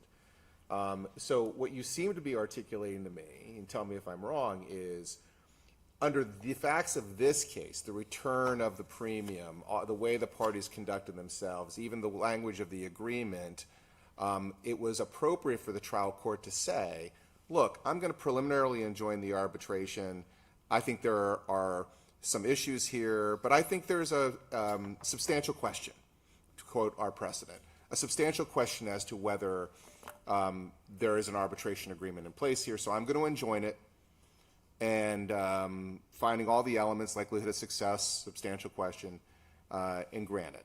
And that should be the prism we're looking at this through, right? As opposed to this black letter, anytime the word rescission is used, the contract never existed.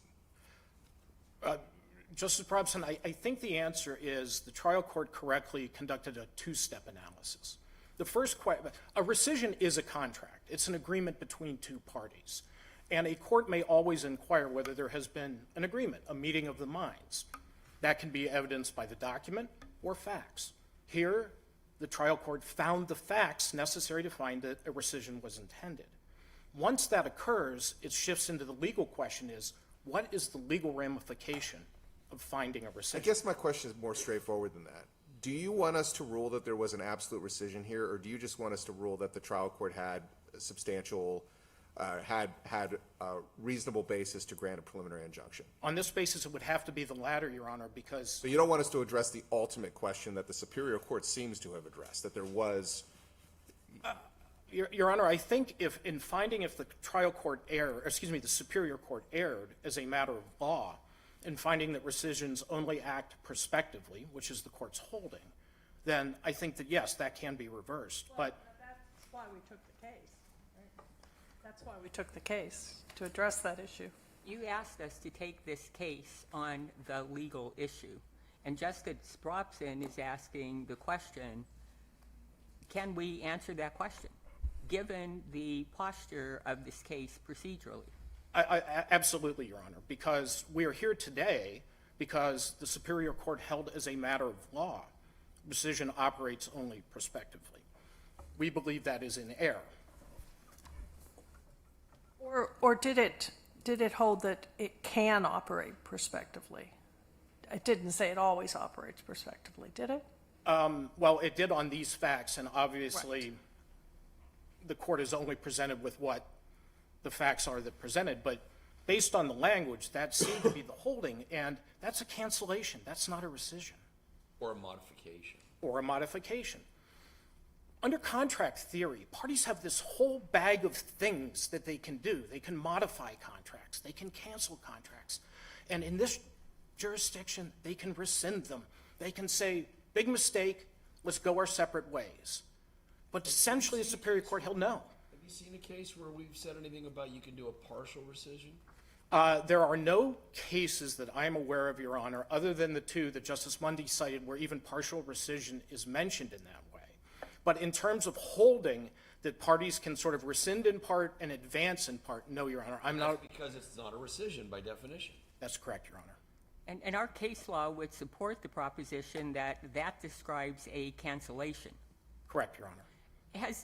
Has this court actually ever approved or cited with approval the restatement section of contracts to Section 283? The Superior Court says that we have, and I don't know if I have found that case where we have done that. I have not, Your Honor, certainly not in this context.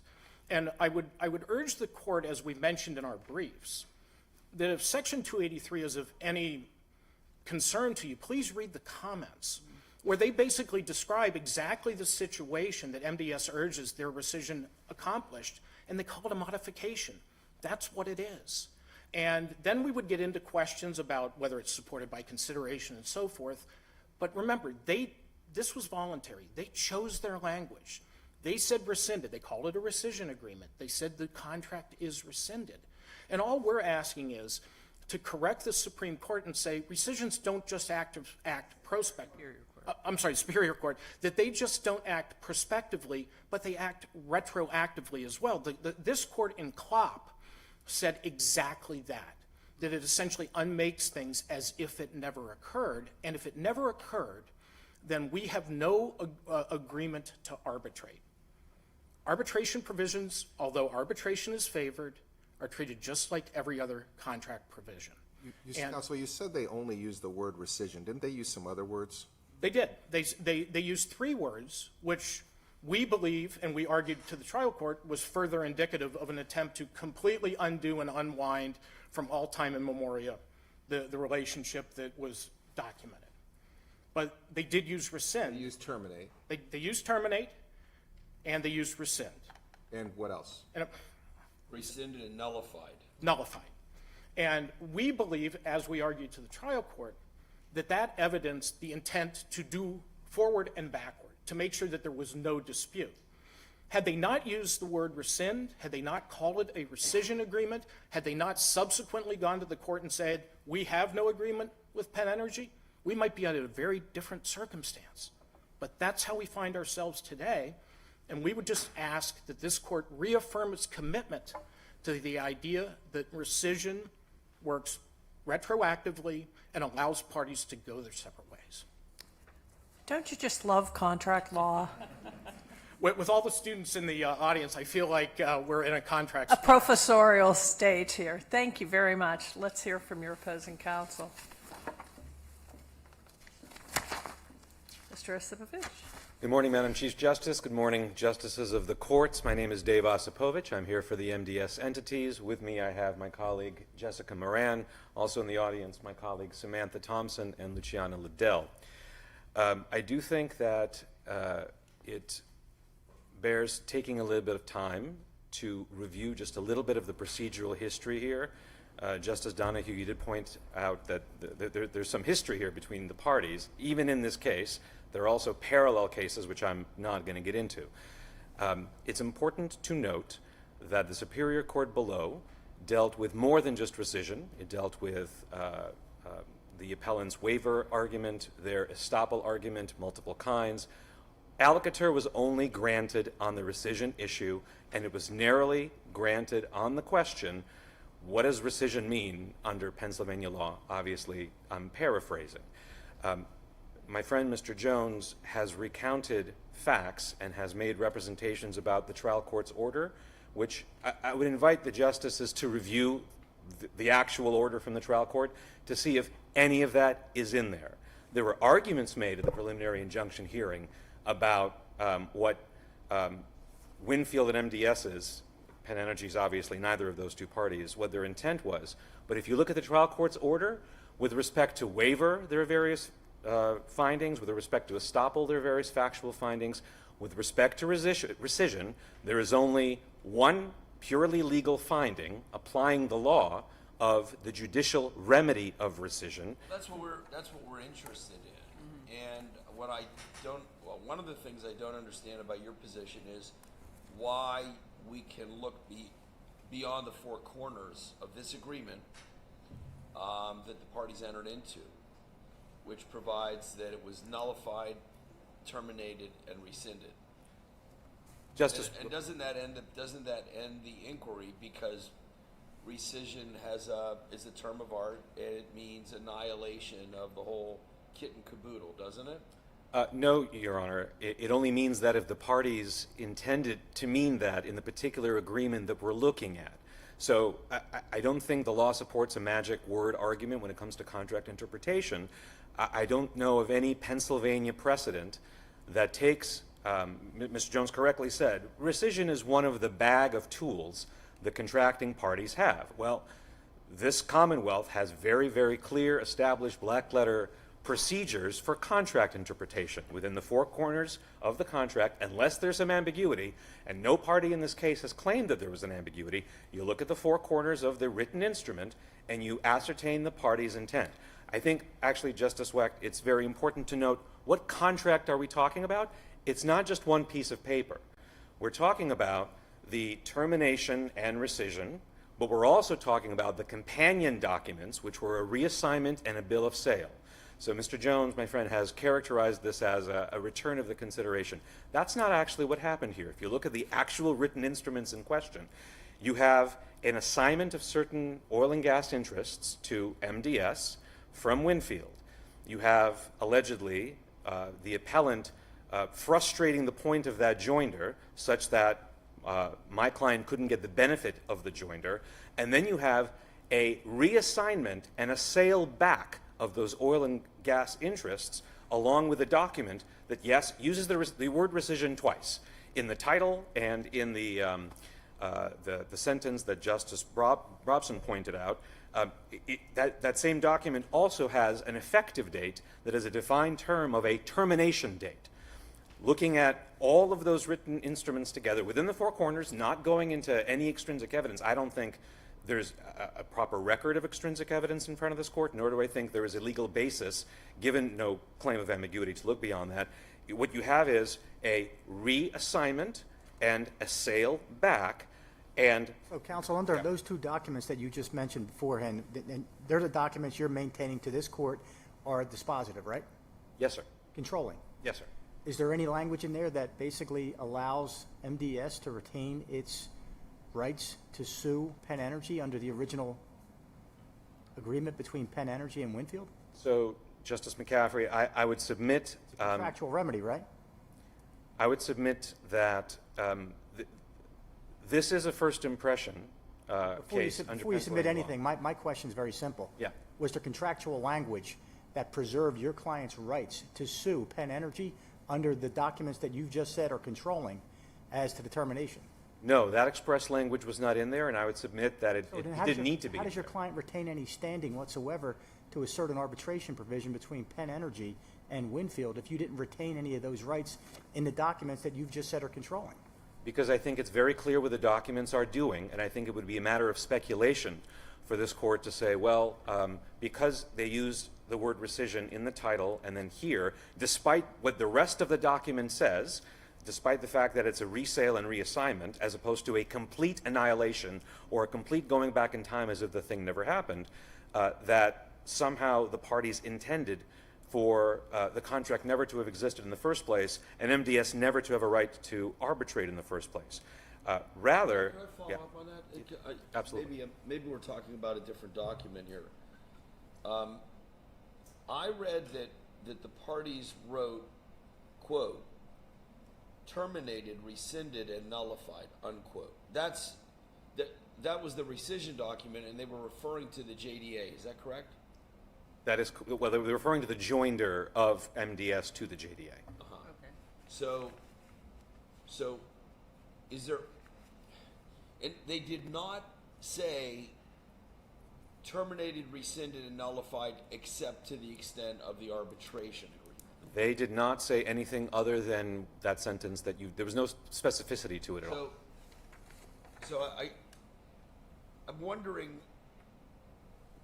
are you making an effort to say that a rescission can also be a modification? I'm not clear what authority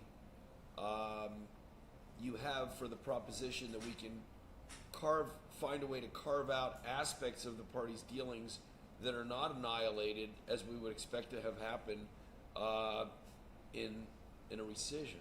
My authority is going to have to be Flegel v. Hoover, where this court said that the parties are free to rescind in whole or in part. And that's never been overruled. There's other case law that references that, admittedly 1893 decision, although my friend cites cases from 1895 as well in support of that position. In whole, Justice Wagner, the in part makes no sense. If parties use that word rescission, and it always means in whole completely, like we go back in time, it never happened. Because both Williston in the first restatement, and then in Williston and contracts, and then the second restatement, 283 comment B, stand in opposition to that partial language. I just wonder how we can now in 2026 find any vitality in the concept of a partial rescission. It seems like a contradiction in terms. In other words, do you believe that a partial rescission at this late date is a thing, or is a partial rescission an oxymoron? I don't think it's an oxymoron. I think that, again, it depends on the intent of the parties. I would, at this point, defer to the federal precedent that we cited in our brief, where absent a specific intent by the parties to include the right to arbitrate within the scope of the rescission, and absent specific intent to erase the whole thing like it never happened, there's a presumption in favor of continued arbitrability. Those cases are cited in our briefs. Where does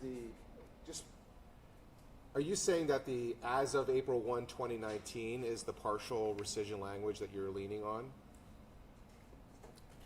That would be part of it, right? There's a termination. Where's the partial part of the rescission in the rescission agreement? What's partial, it is what those documents actually are doing.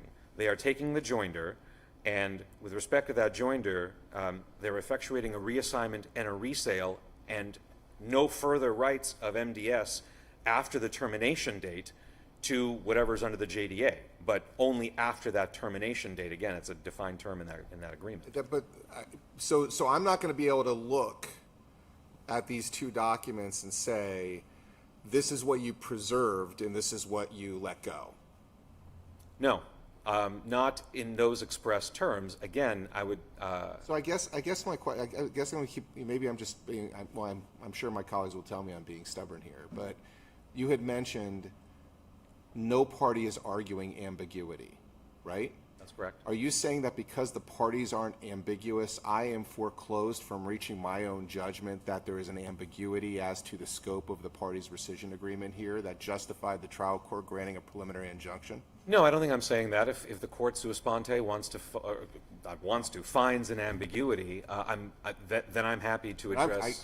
If I can't see your clear and his clear, I'm not foreclosed from saying I don't see it as clearly as you two see. In which case, if there is an ambiguity, I would point to the extrinsic evidence of the fact that within the statute of limitations for a breach of contract action, we filed an arbitration, which is currently ongoing with a hearing set in 3 weeks that this court has refused about 6 times to stay as a result of this case.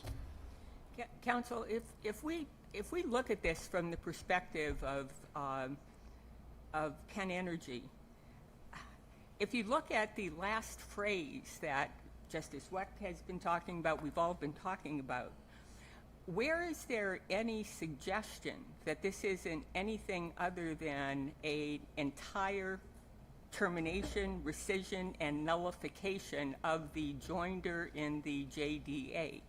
Justice Donahue, the answer is there's nothing like that there. I win if the court agrees with me that the burden is to show a specific intent to go back in time and act as if the whole thing never happened. That's what's absent.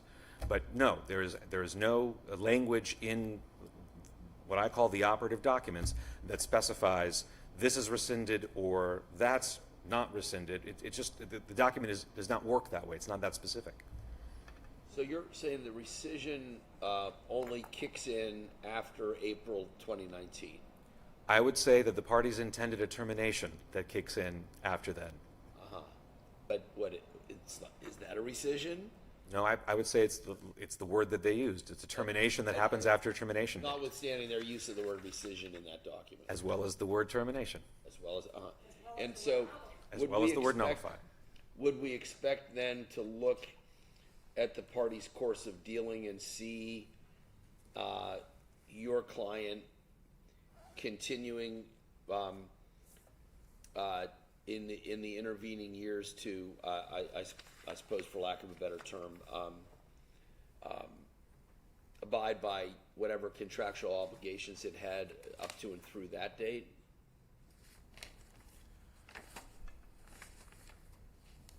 I'm loath to comment on things outside the record or what I consider to be the scope of this review.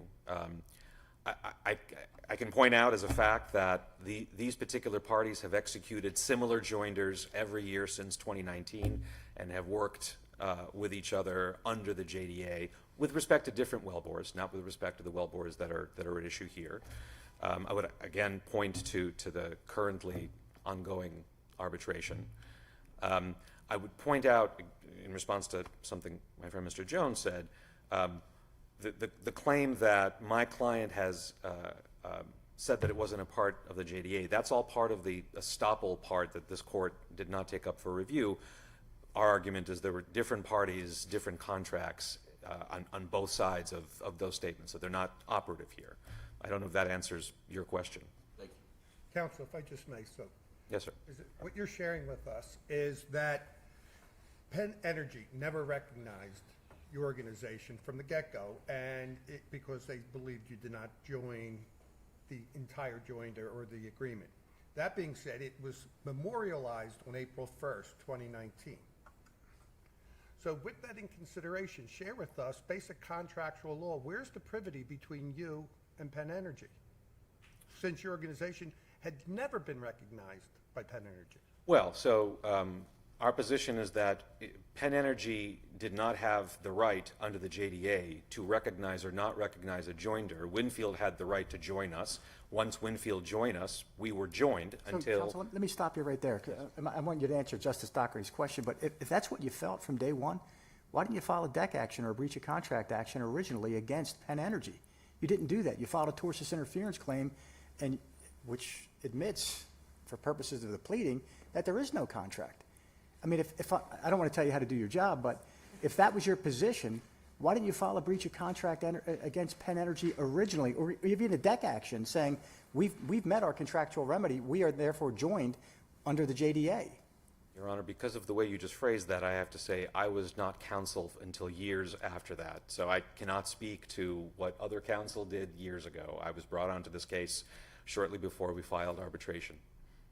Sorry about that. I didn't mean to put you on the spot. I'm just thinking, I'm trying to be consistent with the thought process here. Your Honor, if you are putting me on the spot, then in that situation, I would have. Answer that question. Okay. I don't want to get anybody else in trouble. Yes. Could you answer Justice Dougherty's question so I can ask you another? I don't want to interfere.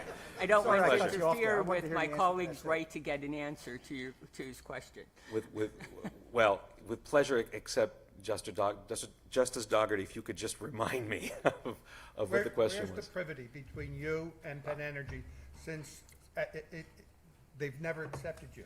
Right. So, again, I remember now. They have no right to reject under the JDA. Winfield has the ability under the JDA to join by assignment of wellbore rights anyone it wants. I apologize. Yeah. Their position is that your organization, did not accept the conditions that were agreed upon between Winfield and PennEnergy. And therefore, they said, we're not recognizing you, and that was memorialized April 1st. Therefore, I'm still struggling to find your argument that there's some privity. This is basic law school contract. Where's the privity between you and PennEnergy? They're wrong that we didn't accept everything we needed to accept under the JDA. As of April 1st, 2019, as of the termination date, we, for purposes of these wellbores, were no longer in privity, but from the moment of joinder until the termination date, we had accepted to be bound by all relevant provisions of the JDA, including the arbitration provision. So our privity was, with respect to those wellbores, we were standing in the shoes of Winfield, who is in privity with PennEnergy under the JDA. They didn't have you all didn't have a meeting of the minds, because that's why PennEnergy rejected you.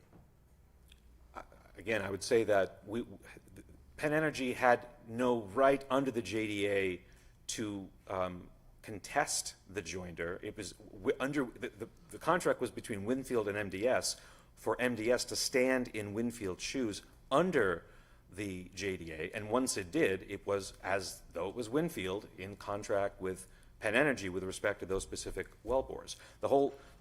The merits of the case, Justice Robson actually asked about the merits of the case versus the narrow legal issue. The merits of the case that are being arbitrated are, amongst other things, exactly was PennEnergy correct in rejecting that joinder, or did they breach the contract as to MDS in rejecting that joinder? But I don't know that that's in front of this court. I have a different question relating back to the Superior Court's opinion. The Superior Court placed a lot of emphasis on this as of April 15th date. And what I don't quite understand is I think the Superior Court was saying it's rescinded as of April 15th. But anything that went before that is still live, for lack of a better word. I don't quite understand that, because as of April 15th, any purported right to arbitration was terminated. So how does one bring an arbitration action, even assuming they're right, that somehow there's this partial rescission, how does one bring an arbitration action after the date that the Superior Court determined the contract was rescinded? I could see a situation if an arbitration had been commenced prior to April 15th, and under the Superior Court's view, somehow that could continue because that right had been effectuated and the alleged breach had been brought to the arbitrators.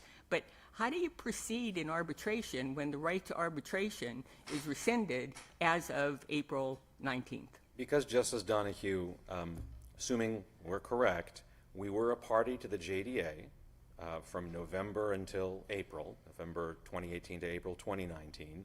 we have a breach of contract dispute with PennEnergy in that window, and breach of contract disputes under the JDA, whenever they happen, are arbitrated pursuant to the arbitration provision. So even though we were no longer a party to the JDA with respect to those wellbores, as opposed to other wellbores, after that date, the timing of our breach allegations was within the time where the arbitration provision controls. Yeah, but the arbitration provision was terminated as of April 19th, unless you're arguing that somehow the arbitration provision survived, although everything else was rescinded. Well, here, Justice Donahue, that's a two-step process. It's not that the arbitration provision was terminated. The arbitration provision is alive and well today.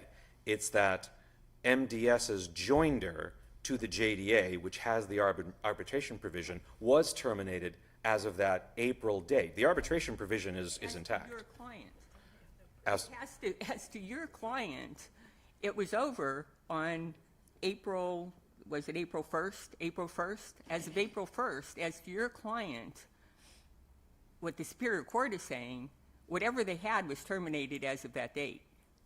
I don't see Although what existed prior to that was still in play for some reason that I don't quite understand. If we were a party to the JDA, and we remain a party to the JDA, then under the JDA's arbitration provision, regardless of the fact that we're no longer a party to the JDA, I would say that breaches of contract under the JDA have to be adjudicated pursuant to the dispute resolution provision of the JDA, regardless of the fact that after the breach of contract, something changed, and we're no longer a party to that JDA. All right, I think we understand your argument. Thank you both very much. Mr. Minner, we're going to take a lunch recess until 12:30. Brian.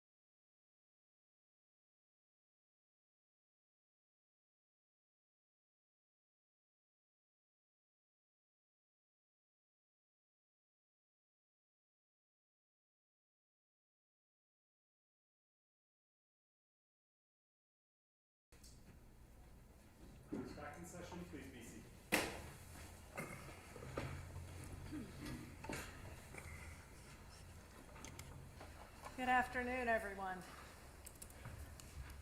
Would you call the next case, Mr. Minner? Louis Kowall versus the United States Steel Corporation, representing the United States Steel, Mr. James Martin, representing Aplts, Mr. Patrick Block.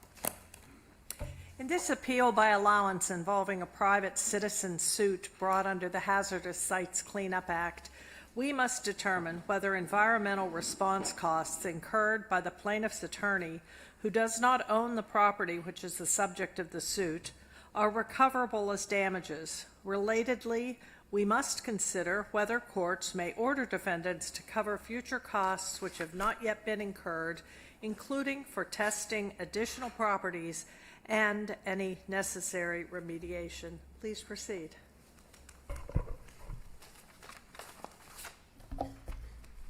Good afternoon, Your Honors. James Martin for U.S. Steel. My colleague Colin Rabley is in the audience. Looking at the court's two questions specifically, can a named plaintiff in a lawsuit bring a cost recovery action under the HCSA without having incurred or being responsible for response costs? And alternately, can they force U.S. Steel to pay a lump sum into a trust fund for property testing and remediation costs that have yet to be incurred as a form of equitable relief? Your Honors, we submit that the answer to both these questions is no, and our briefing shows unequivocally why that's true when a fair reading is given to the statute and its terms are considered in context. As a matter of framing, Your Honors, let me start with what the statute does allow. U.S. Steel does not dispute that reasonable, necessary, or appropriate response costs that have been incurred by a private party landowner can be recovered in a lawsuit relying on HCSA Section 702A3.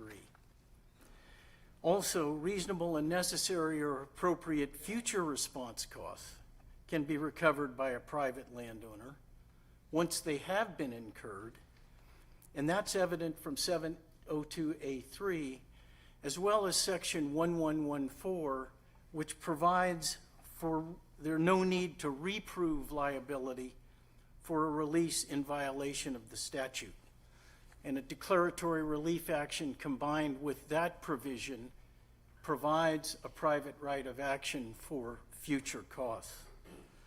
In addition, Your Honors, ongoing and threatened releases, which are not present here, the plant closed more than 60 years ago, can also support an action by a private citizen under Section 115 to prevent or abate them and to recover civil penalties and attorney's fees.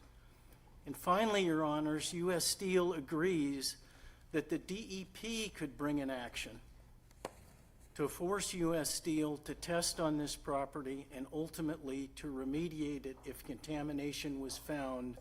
But importantly for this court's analysis, there are no counterpart provisions with that language for private landowners. Now, what can't happen under this statute? A person who has not incurred and will not incur any response costs cannot pursue a cost recovery claim under HCSA Section 702A3 because incurring costs is an immutable requirement of the section. And with respect to the cost incurred language that the legislature chose, the limitation in that section surely cuts off any attempt to order U.S. Steel to pay a lump sum into a trust fund for unproven costs that have not yet been incurred. And to be clear, under the HCSA's cost recovery provision, only costs that are shown to be reasonable, necessary, and appropriate can be recovered. Counsel, isn't your argument premature? You haven't been ordered to do anything yet. You were just denied summary judgment. Why should we entertain these arguments at this time? So on the questions presented, Your Honors, which the court did take up, they are within the framework of the relief that the trial court has allowed in the class action proceedings below. And we submit that as a matter of law under this statute, those recoveries are not available. That is, the recovery of response costs by someone who hasn't incurred response costs, which is the plaintiffs in this case, and alternately, the order for future payment into a trust fund. So relating to the questions that are before this court, they are matters of law that if they had been granted in our favor on summary judgment would not be a part of this case now. That is a current issue. It's an important issue. Pop, I don't deny it's an important issue, and of course we're here, but let me see if I understand. You haven't been found liable. You haven't been ordered to do any testing. You haven't been ordered to do any remediation. No costs have been incurred on your behalf, except for, counsel fees. Obviously, everybody bears their own fees at this point. I'm not aware. You haven't been ordered to create this trust. My understanding is that Judge Gilman, in denying summary judgment, held nothing more that the requested relief could be cognizable under the statute, leaving for another day the sorts of scenarios that you're discussing. And leading me to still wonder if this is really ripe for us. So I'll shut up and let you respond. I'm sorry. Your Honor, I understand where the question is coming from. Let me start with the plaintiffs.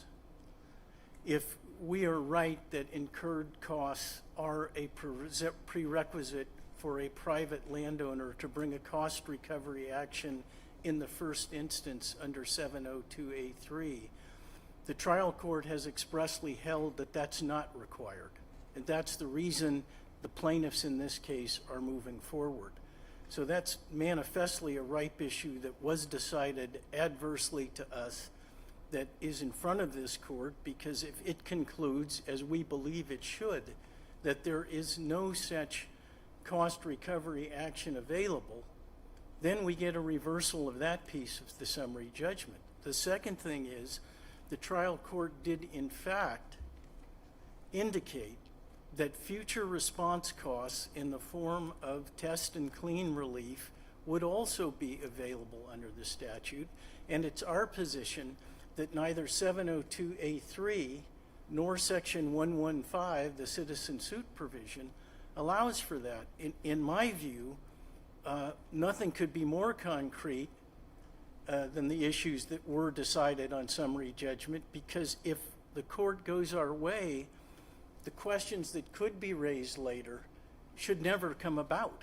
We shouldn't be held liable. There shouldn't be any consideration of costs or otherwise under the HSCA. Now, of course, the plaintiffs have a common law claim, and that's not before the court, and that was treated for trespass on summary judgment. That will go forward notwithstanding this court's decision. I don't have a better answer than that, Your Honor. Counsel, what about, let's look at your HOSCA claim, your 702A claim.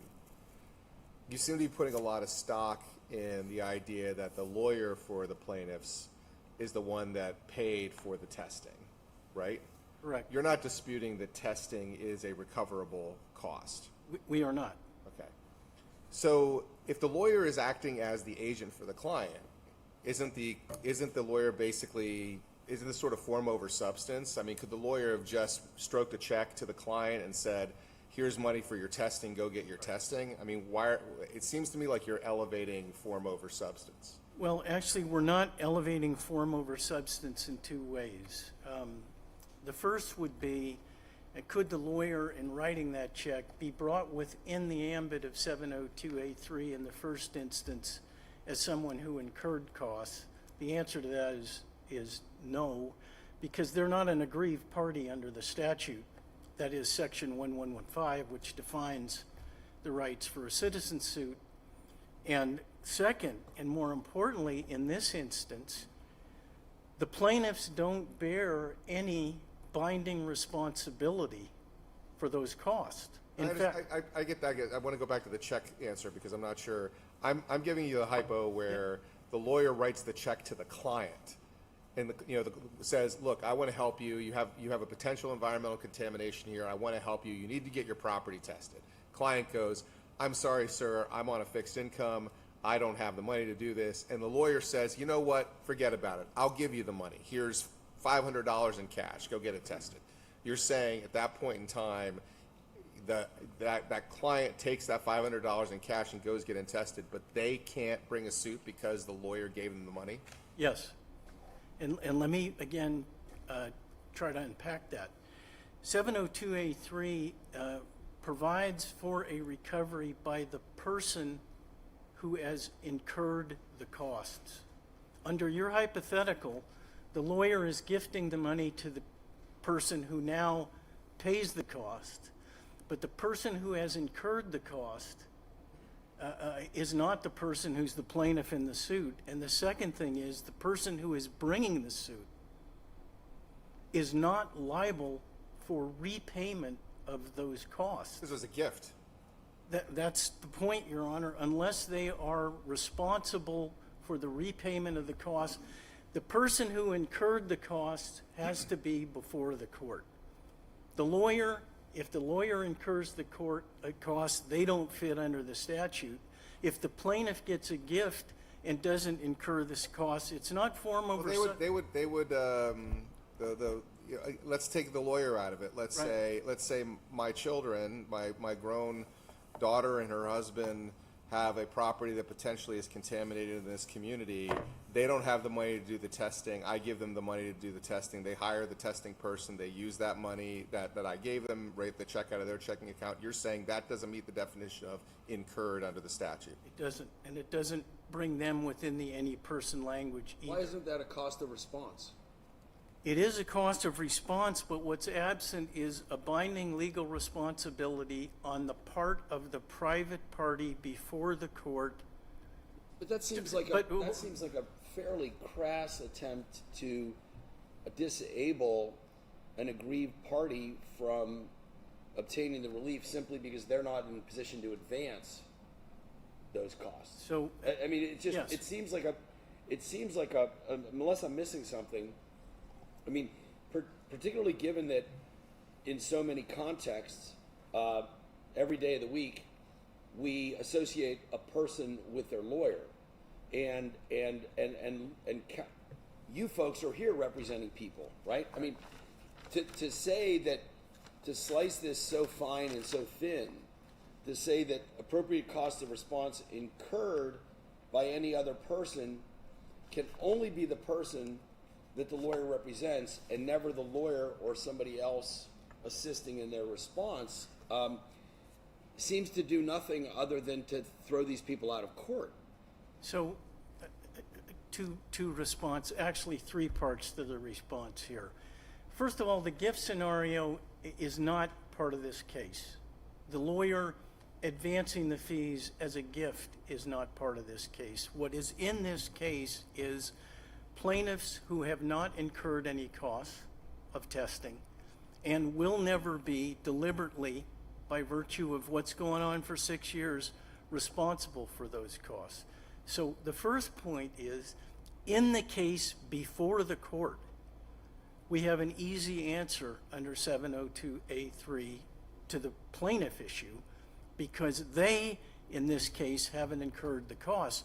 If we wanted to go back and invent a scenario where the facts in this case showed that the lawyer had advanced the cost subject to repayment or that the costs had been gifted, that would be one thing. But isn't the lawyer advancing the cost without repayment a gratuitous gift by the lawyer? It has to be one or the other, doesn't it? A gift or a loan? No, because the lawyers went out and tested here and then came to the plaintiffs for purposes of... Well, see, now that's an important fact.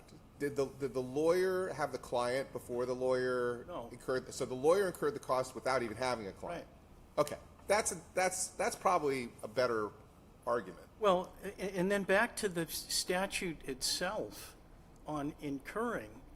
The statute doesn't contemplate, to Justice Weck's point, that it can be any person. It's not anyone or everyone. It is the persons who incurred the cost in the first instance. And second, if we're going to construe the term person in context related to Section 115, it has to be the person who's aggrieved. And in this instance, the lawyers certainly are not aggrieved. Counsel, can we discuss that? 1115A, a person who has experienced or is threatened with personal injury or property damage as a result of a release of a hazardous substance may file a civil action against any person to prevent or abate a violation. Share with us where you're gleaning that the person who, the individual, not the attorney, is the one that must be aggrieved. Because I'm concentrating may file a civil action, Right. which means that would be the responsibility, usually, of an attorney. So let me separate 702A3, the cost recovery provision, from your question under 115, and let's just take the analysis straight up under 115. 115 is a citizen suit provision which allows the plaintiff before the court to be the person who's aggrieved, and they can bring an action to prevent or abate a violation of a release. So you're saying that lawyers are not permitted to bring civil actions on behalf of an aggrieved party? Lawyers can represent an aggrieved party, but they are not the person who is referenced in 1115 as the individual who can bring the citizen suit, and that's the important distinction for this case. I agree with you that the individual, the person or the plaintiffs in this suit, it's not the attorney. Correct. They're persons who has experienced or is threatened with Right. personal injury or property damage. That's who the plaintiff is. Yes. 702 merely describes the scope of the liability of your client. So, 115 defines who the proper plaintiff is. right, so So I'm sort of at a loss how you are imbuing some limitation in 115 that doesn't exist on the face of the statute. So, yes, I am not imbuing any kind of limitation in 115 that's not on the face of the statute. The plaintiffs have urged that this case can go forward under two separate provisions in the statute. The cost recovery provision in 702A, and relatedly, the citizen suit provision in section 1115. 702A3 is not in play because they are not the individuals who incurred the cost. 1115 certainly could be the authority for the citizen suit, but the important question for this court is whether the costs of response in this case, which are covered by A3, which the plaintiffs don't meet, or the prevent or abate language allows for the recovery of unproven costs or the creation of a trust fund or by a plaintiff on its face and by its terms, and it doesn't. So that's the separate analysis of 1115. I'm having trouble merging these two provisions the way that you are. What 702 does is describe those circumstances under which your client could be strictly liable. Period. Period. And then you go to 115, and 115 says a person who has experienced or threatened, as I read, can Right. proceed with a cause of action. Yeah, so, And attempt to hold your client strictly liable. right. So let me go back to Redland Soccer for a second, and this is where I started this analysis because it comes from that case. But, Your Honor, to get to the punchline, I'm prepared to say 702A is an independent potential private right of action, and 1115 is a citizen suit provision that without regard to costs incurred could allow a plaintiff to move forward. So I am not disputing that piece of it. Under 115, what we are vigorously disputing is that the remedies that the plaintiffs are asking for in this case are recoverable under the plain language and constraints in that section. Now, why does, of course, yeah.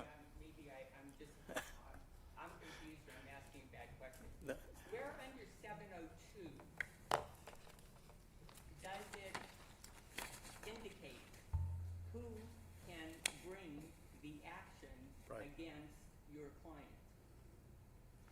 So 702A3 in the cost recovery provision allows any person conceivably to bring a lawsuit if it's an independent standalone section who has incurred response costs. I don't understand where you're reading that. I guess I'll ask again. Yeah. As I read 702, it is explaining the circumstances under which your client can be held strictly liable. So, again, where is it in 702 that there is this restriction that you are reading into this particular statute? Why isn't this is a civil recovery suit? Why cannot, under 1115, a citizen proceed to hold your client responsible under 702? Because the remedy in 702A3 for cost recovery is not within the confines of the limiting language of Section 1115.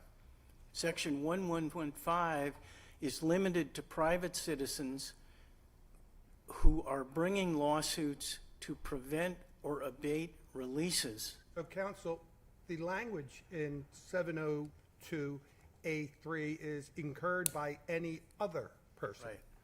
So, following Justice Donahue's logic, 1115 creates who the aggrieved party is. 702 permits the scope of liability that you or your organization would have to pay if they're to prove these threatened or damage, and that includes, quote unquote, appropriate cost of response incurred by any other person. Why would the General Assembly use the specific language, other person, as opposed to the aggrieved, such as, or make reference to only those identified in 1115? So let me unpack this in a slightly different way and go back. I would like you to answer my No, question. Your Honor, the point is that the plaintiffs in this lawsuit cannot use Section 1115 because of the limitations in the sections on the remedies provided on when 1115 is applicable and on the rest of the constraints in the section to bring a cost recovery suit as reflected in 702A3. Counsel, I think where the disconnect is, let me see if I can help you a little bit. HOSCA is basically a Brownsfield statute.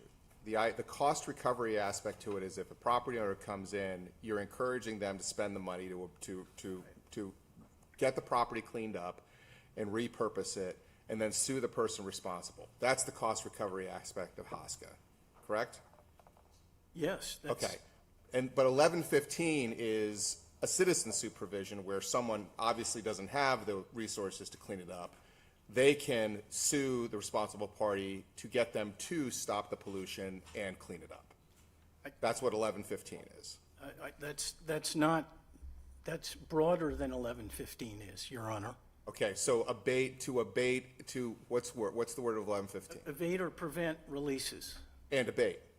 Yes. Right, abate means clean up. Well, abate, in the context of this statute, there is no reference in 1115 to the cleanup of past remediation. Okay. Well, I guess what I'm trying to help you out, though, is that your position depends on the idea that 1115 is meant to do something different than cost recovery in 703. Yes. Yeah, that's your answer to the question that the justices are asking you. Justice Donahue asked you, where is that in 703? And the answer is, it's in the case law interpreting section 703. Yes, and I started my answer to Justice Donahue by saying I'm happy to separate the two sections. The reason the reason that I was linking them, Your Honors, came from this court's decision in Redland Soccer, which said 1115 is the vehicle by which a citizen can recover the remedies that are provided under 702 A. Specifically, in that case, the trust fund applied to medical monitoring. So I started with the proposition that those could be linked. I am taking 702A3 out of play because the plaintiffs in this case did not incur costs as envisioned by that section, that the attorneys in this case are not aggrieved persons under the statute, so they're not there. Then when we turn to 1115, now to your point, Your Honor, I have an independent argument that the plain reading of that section does not allow, even under the construction of abatement, for the cleanup of past contamination on properties that occurred more than 60 years ago and wasn't the product of a release as contemplated in 1115. Doesn't that conflict, sir, with the definition of response in section 6020.103? Response, that definition under subhead 2, actions at or near the location of the release, such as, and then it goes through a whole host of things, which look a heck of a lot like, remediation efforts, as well as 5 and 6 arguably in that definition. So let me point out what 115 does do and where it fits in the statutory scheme. If a plaintiff or a PRP does, as Justice Brobson said, a voluntary cleanup of property, then they are incentivized and can bring a cost recovery suit under 702A3, and the statute wants them to do that, encourages it, and provides that remedy. 1115 is not about incurred costs. It's filling a different role for the person who doesn't incur costs, doesn't want to incur costs, but is faced with an actual or threatened release. Then they can bring a suit to immediately prevent or abate that release and stop it. And goes on to say that what goes along with that is the recovery of attorney's fees, so they're not out of pocket, and civil penalties. So you're saying under HOSCA, the only cleanup options are either A, you cleaned it up yourself and seek recovery, or B, DEP orders the cleanup? Actually, there are other options for that, Your Honor. A public nuisance claim doesn't have incurred costs under Section 1101. You could, as the property owner, make an agreement with someone to incur the costs that you have to pay back later with your attorney, with a testing company. But the point is that you are responsible for incurring the costs. Beyond that, you could bring a 1115 claim, which fills a different niche in the statute and allows for civil penalty and attorney's fees. You could bring a common law action. You could then ask, as you pointed out, Your Honor, DEP to intervene, who has all the authority that the plaintiffs are talking about, but as I said before, carefully doesn't have, the Act doesn't give those that authority to a private party. So yes, incurred costs are an important threshold for damage cost recovery relief. It's not in 1115. So again, to my point though, there is nothing in HOSCA, as you read it, that authorizes a citizen suit action to force cleanup. No, the public nuisance claim under 1101 would allow that. That doesn't have an incurred cost. If I bought property that I thought was subject to a public nuisance in a fact pattern like this one, I could use 1101. And they can't use 1101 because? They've abandoned their nuisance claim and they've never pled it. Again, I think the legislature covered the ground here. It allowed for private suits. It allowed for injunction and abatement remedies by private citizens without incurring costs. It allowed them to activate DEP to do everything that they want in this case, but DEP didn't act. In 1115, you've got injunctive and preventative relief. And back to the term abatement, abatement in the abstract, occasionally in nuisance cases, has a damage component to it, but that's not the way 115 is written. There is no recovery of damage language in 115, and there's no way to get there. It's not a equitable relief. This court construed that in Redland Soccer. And in footnote 6, it said specifically, payment of lump sum money into a trust fund is damages, but medical monitoring relief for proven expenses was equitable. In this instance, the payment of money for unproven costs as a lump sum or to force the defendant to pay for unproven costs is a radical expansion of what Section 115 says. It's written in the present tense for actual releases, provides for equitable remedies, for civil penalties and attorney's fees, and nowhere in there is there a suggestion that that language was written to accommodate past contamination from releases that are no longer occurring and clean them up. And our argument is, if that was the intent of the legislature, they would have written it that way. This is how is what the judge did here different in terms of the equitable or equitable-like action or whatever you want to call it? How is it different from what was approved in Redland Soccer? Yeah, so Redland Soccer, I think, helps my case materially in several respects. One of them I've abandoned. It created a link between 702A3 and 1115, but we're past that. The other was that it fashioned the relief that it awarded as equitable relief under 1115 by looking very specifically at 702A5, the health assessment provision, which, by the way, Your Honors, doesn't carry an incurred cost limitation.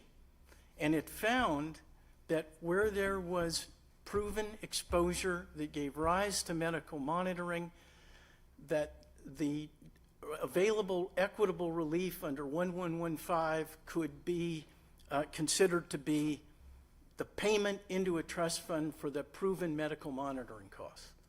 Importantly, as I said in footnote 6, not just dumping money into a trust fund for unproven costs. Now, pivot back to this case.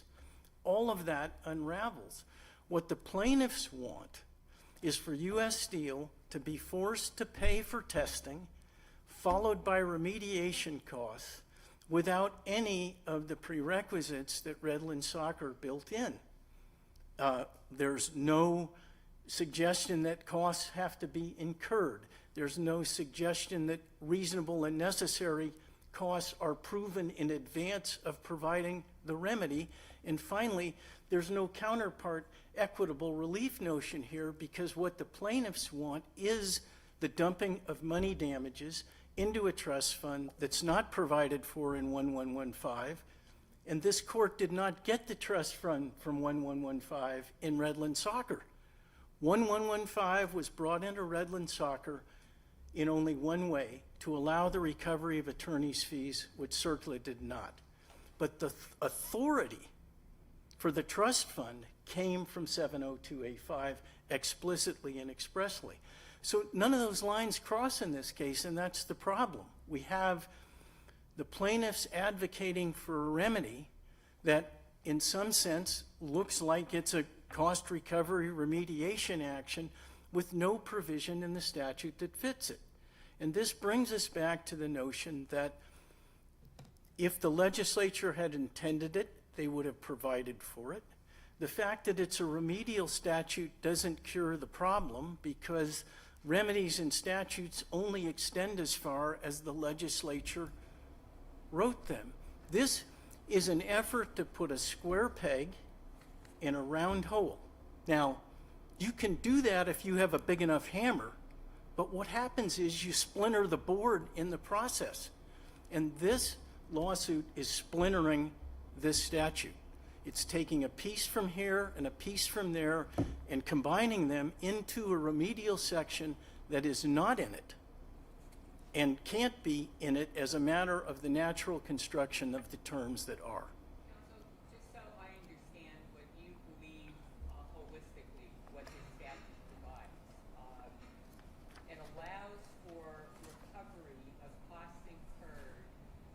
individual who have the financial wherewithal to do a cleanup. There's nothing in the statute that provides a remedy for individuals who do not have the wherewithal. For example, all of these citizens in Denora Right. to perform the cleanup on their own, and the DER and DEP did nothing to clean up this toxic site. So that is not, People who no. can't afford to do this on their own, or It does not, Your Honor. First of all, on the incurred cost issue, 1101 provides a public nuisance remedy that has nothing to do with affordability. It has proof that contamination somewhere is causing me a public nuisance, and the statute provides that all response costs can be recovered in that situation. For your impecunious plaintiff, there is no requirement in the section that the costs be incurred before or at the time the lawsuit is filed. What you have to have is the plaintiff's ultimate responsibility for the payment of the costs that are incurred. And so what could be done in a case like this, as was done in the Third Circuit non-published decision, St. Croix, that we cited, is you have an agreement with your lawyer to advance the testing costs, but then you agree that you will be responsible for the costs at the end of the day. Now, what happens then? You file your lawsuit. If you're right, now because costs have been incurred, you're on the hook for them. You start the testing. The testing reveals contamination. We're off and running, right? Now what you do is you prove what the reasonable and necessary costs are, and you can recover them under 702A3. For future costs, you keep the action going, and you bring a companion debt relief claim under Section 1114 and say, look, the proven liability for that original contamination, that carries over. I don't have to prove it again, and I now have these reasonable and necessary future costs that I want to recover. Okay, you get them. So what happens, Your Honor, is that that impecunious citizen is not left adrift. The cost recovery provisions in the statute take care of them along the way. the only problem in this case is that the plaintiff's attorney didn't get an agreement with the plaintiffs to repay the costs of Yes. testing. That's the only problem in this case. That is a distinction with a significant difference, as half a dozen federal cases have said. This is not an enfranchisement for any person to. But that's under CERCLA, which doesn't really have a 115, does it? Oh, no. The 1115. CERCLA provision in this case is parallel, and the Asarco case, the Danton-Russell case, the Trimble case, there's a federal district court case, all of which have looked at this Parallel to what? to 702A cost, right. Okay, but CERCLA does not have the equivalent of 1115. Oh, it has a citizen suit provision. That It doesn't doesn't. look like It doesn't have the recovery of attorney's fees. Well, you say the only problem is that there's no agreement here for the attorney to be repaid, but isn't it also a big part of this argument that the attorney put forth the fees before the client existed or was identified? I think that is a stronger case. I don't think it changes the fact that in this case also, there is no agreement by the plaintiff to repay the fees. And second, I disagree with the construction that 702A3's any person language is a franchise for anyone and everyone to incur testing fees and then launch a private citizen lawsuit. Why isn't a litigation cost under 1115? So it's not, because what we're talking about is testing and remediating property. I'm talking about the testing that the lawyer Yeah. Well, it doesn't involve the creation of the test, trust fund, and clean, unproven cost remediation piece of the plaintiff's argument. That's what doesn't fit under 1115. The entire package of relief sought here, which is that we can come in as plaintiffs and use 1115 to direct U.S. Steel to test property, right? That's authority exists with DEP. It's not in the private.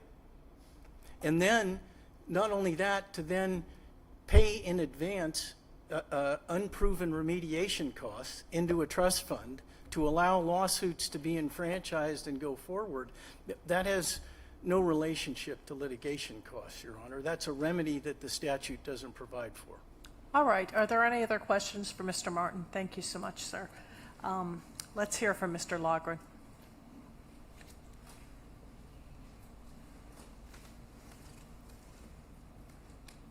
Thank you, Your Honor. May it please the court, Patrick Loughran. And with me today is Van Bunch and Michael Jacks, my co-counsel. Thank you. Can you hear me okay? Well, pull it up. You're pretty tall. Thank There you. you go.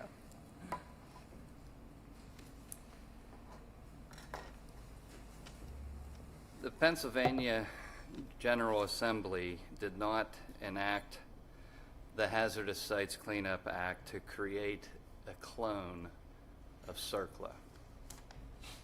If all of the arguments that you just heard were accepted, that's precisely would be the result. The General Assembly passed HOSCA because CERCLA and traditional common law remedies have proven inadequate to protect Pennsylvanians and Pennsylvania. Our land and our people are affected by hazardous substances being released, whether it's in streams, lands, or through smokestacks that intentionally shoot lead, cadmium, zinc, and arsenic over the very neighbors of the factory from whence they come. HOSCA is designed to cure and give power to the citizens of Pennsylvania, and in particular, the trial courts of Pennsylvania.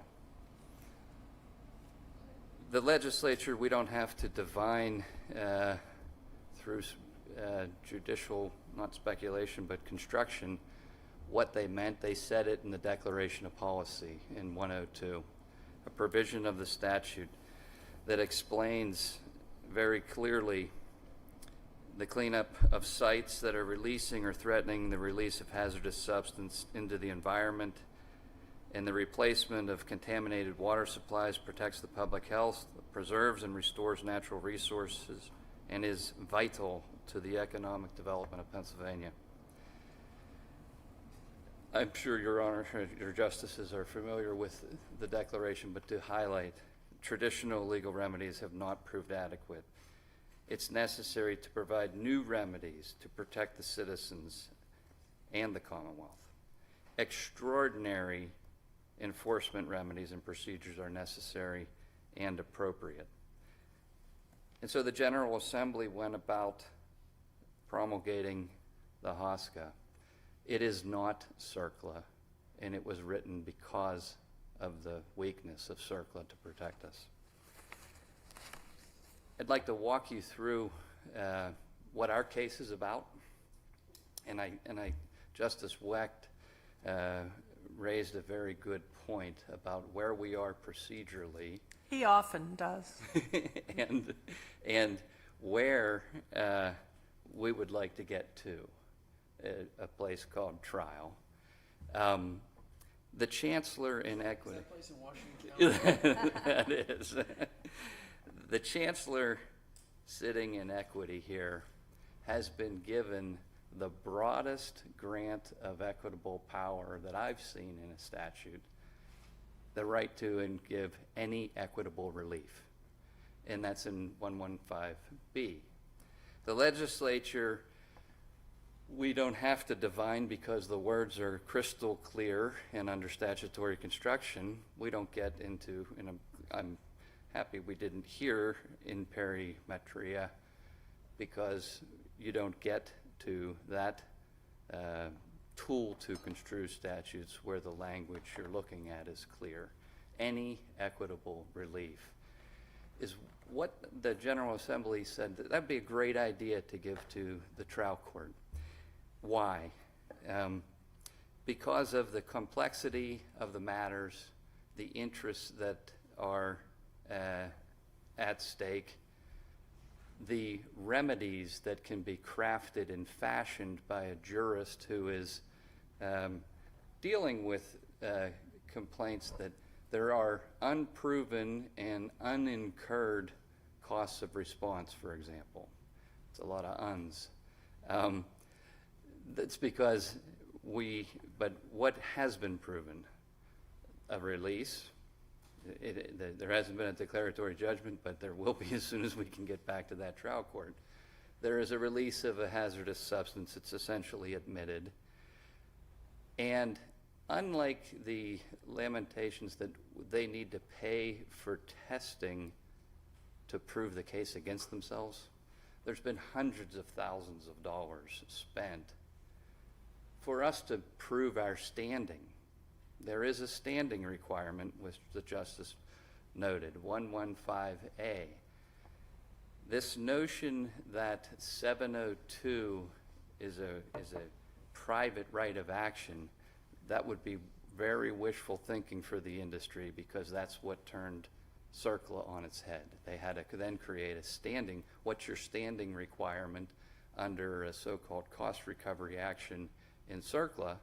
And they got to the point where the plaintiff has to incur money.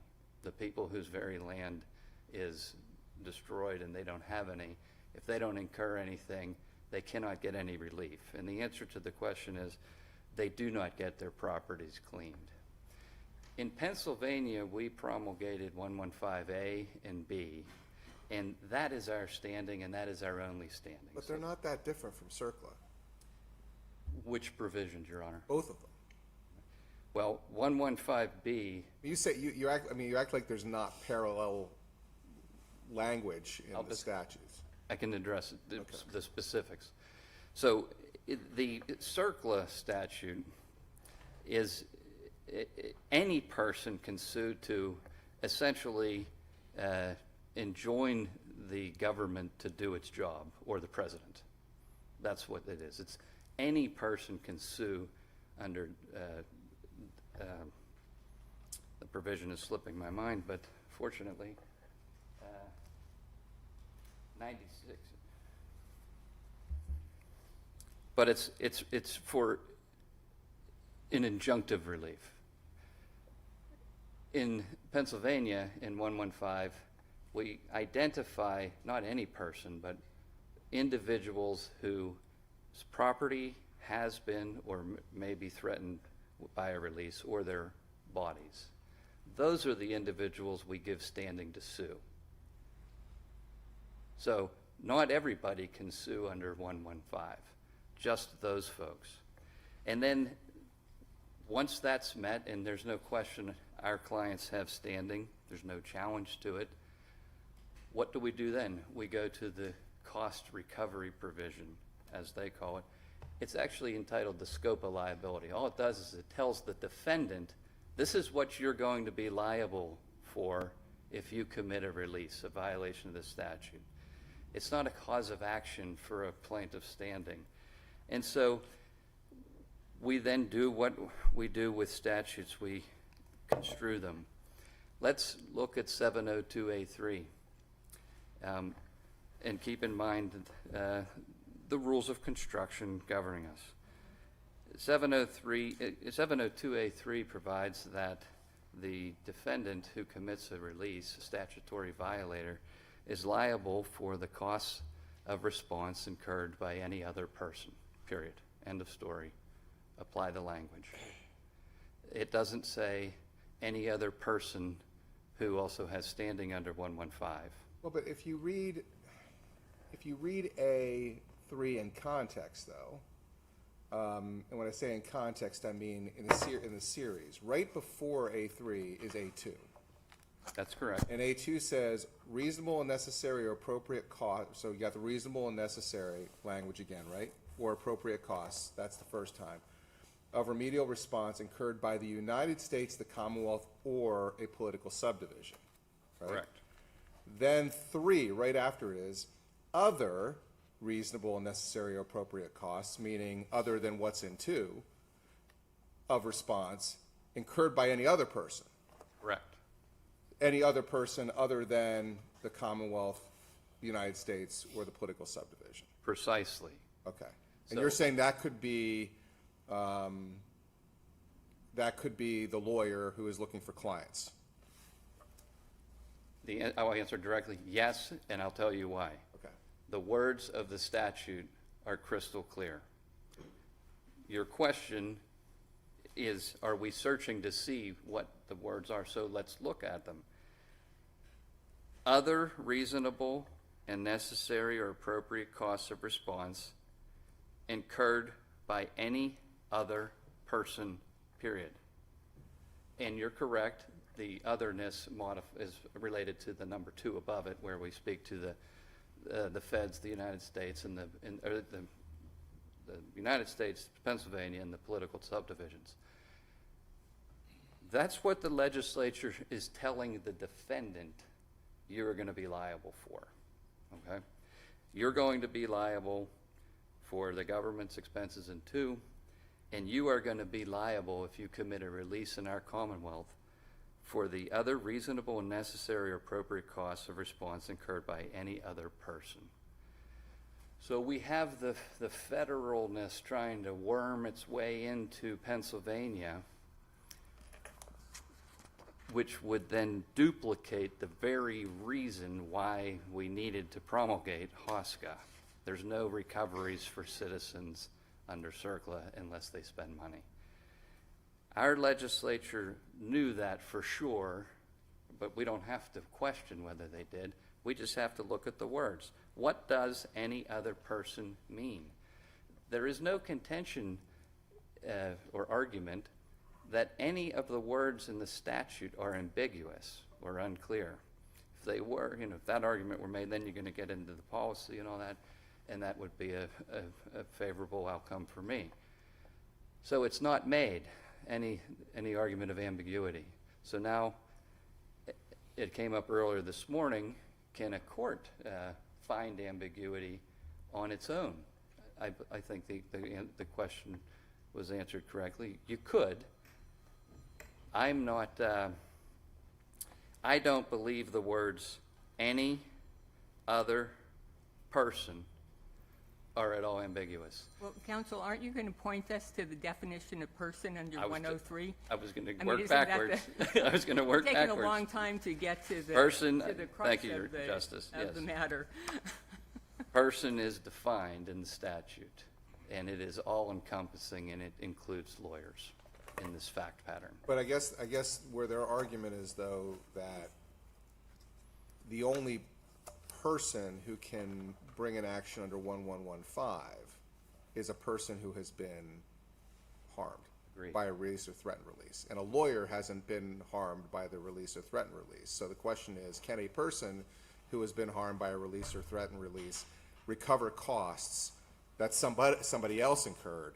Exactly. That's the question. That is exactly the question. And when the legislature wrote this statute and they said, we are going to give standing to people who are interested in what's going on, in other words, affected. We are going to give standing to the people whose homes or bodies have been harmed or may be and are threatened with harm from a release. And we're going to statutorily authorize them to sue the defendant and hold them accountable for all of the costs of response for the hazard. No matter who incurs them. No matter who incurs it. Now, that will lead to and I think this dialogue is wonderful. It leads to questions. Well, is there a windfall waiting to happen out there? Okay. Let's say that the Sierra Club, who cannot have 115 standing because it's not a property owner or a person, who can get bodily injury, they race out and spend $250 to clean up some trees or respond, and it's a response cost. Whatever they're doing, it's a statutorily defined activity like we did. The testing we did is a response cost for sure. We don't have standing to sue though. But Sierra Club does it. What happens? The plaintiff who has a home gets a lawyer, they file a suit, and they can recover all the response costs incurred. Is equity going to let the plaintiff run away with the Sierra Club's $250,000? No. The Sierra Club can intervene in that case as an interested party. The defendants can certainly raise an indispensable party because they don't want to get sued by the next homeowner down the street who has standing for the same $250. So going back to your point, Justice Weck, about many comments made during Mr. Martin's discussion with you scream out about what are we going to be adjudicating. You don't know what the chancellor is going to craft by way of relief here. He may say, go get a line of credit and fund the testing as it occurs, and we'll do an immediate reimbursement procedure. He can do a trust fund under Redland Soccer for cert. There's no prohibition against. But he still has, the chancellor still has to abide by our recognized rules of statutory interpretation and procedure, such as motions for summary judgment. You can't just throw all that out the window and have some, willy-nilly proceeding that doesn't bear any resemblance to a court proceeding. Precisely, Chief Justice. We had 3 days of hearings for class certification. So while that's not summary judgment, it's certainly not trial, there is an evidentiary record that was made during that proceeding, adversarial proceeding, because of all the elements of commonality, typicality, etc., that had to be met to formulate a class. There was a sufficient proof put forward that the class could exist. They sought interlocutory appeal at that time, and the judge allowed it on the modification of the order, and then they didn't pursue it. Then we went along and we went to summary judgment on trespass. We went to summary judgment on HOSCA. And this litigation has been very respectfully litigated and highly academic, but there is no question the jurists in Washington County, Judge Lucas, Gilman, and Judge Emery are all over this in the sense of giving it the very strict scrutiny in the issues that we've talked about. But what I'm talking about is when the claim, for example, if you were to say, I agree with you, counsel for USX, unproven, unincurred case response costs should never be paid. I agree with that. We haven't gotten to the point where we can go do that because we have to get the mechanism in place to protect the defendant. The trust fund, as you wrote in Redland, protects against a money judgment of sorts where the intention of the payment is to go to serve the statute's purpose, but the people abscond with it and the property doesn't get remediated. So incurrence is not paid. Okay? It sounds like it is, but incurrence is not paid. If I lost a bet for the NCAA the other day, I incurred a debt. I could pay the debt, and so I incurred and paid a debt. But that's not the issue here, is it? Isn't it more who incurred it, not whether it was incurred? Well, there's two different, we might have gotten ahead. So leaving 702, the lawyers pre-suit costs of response paid. The plaintiff's answer is very simple.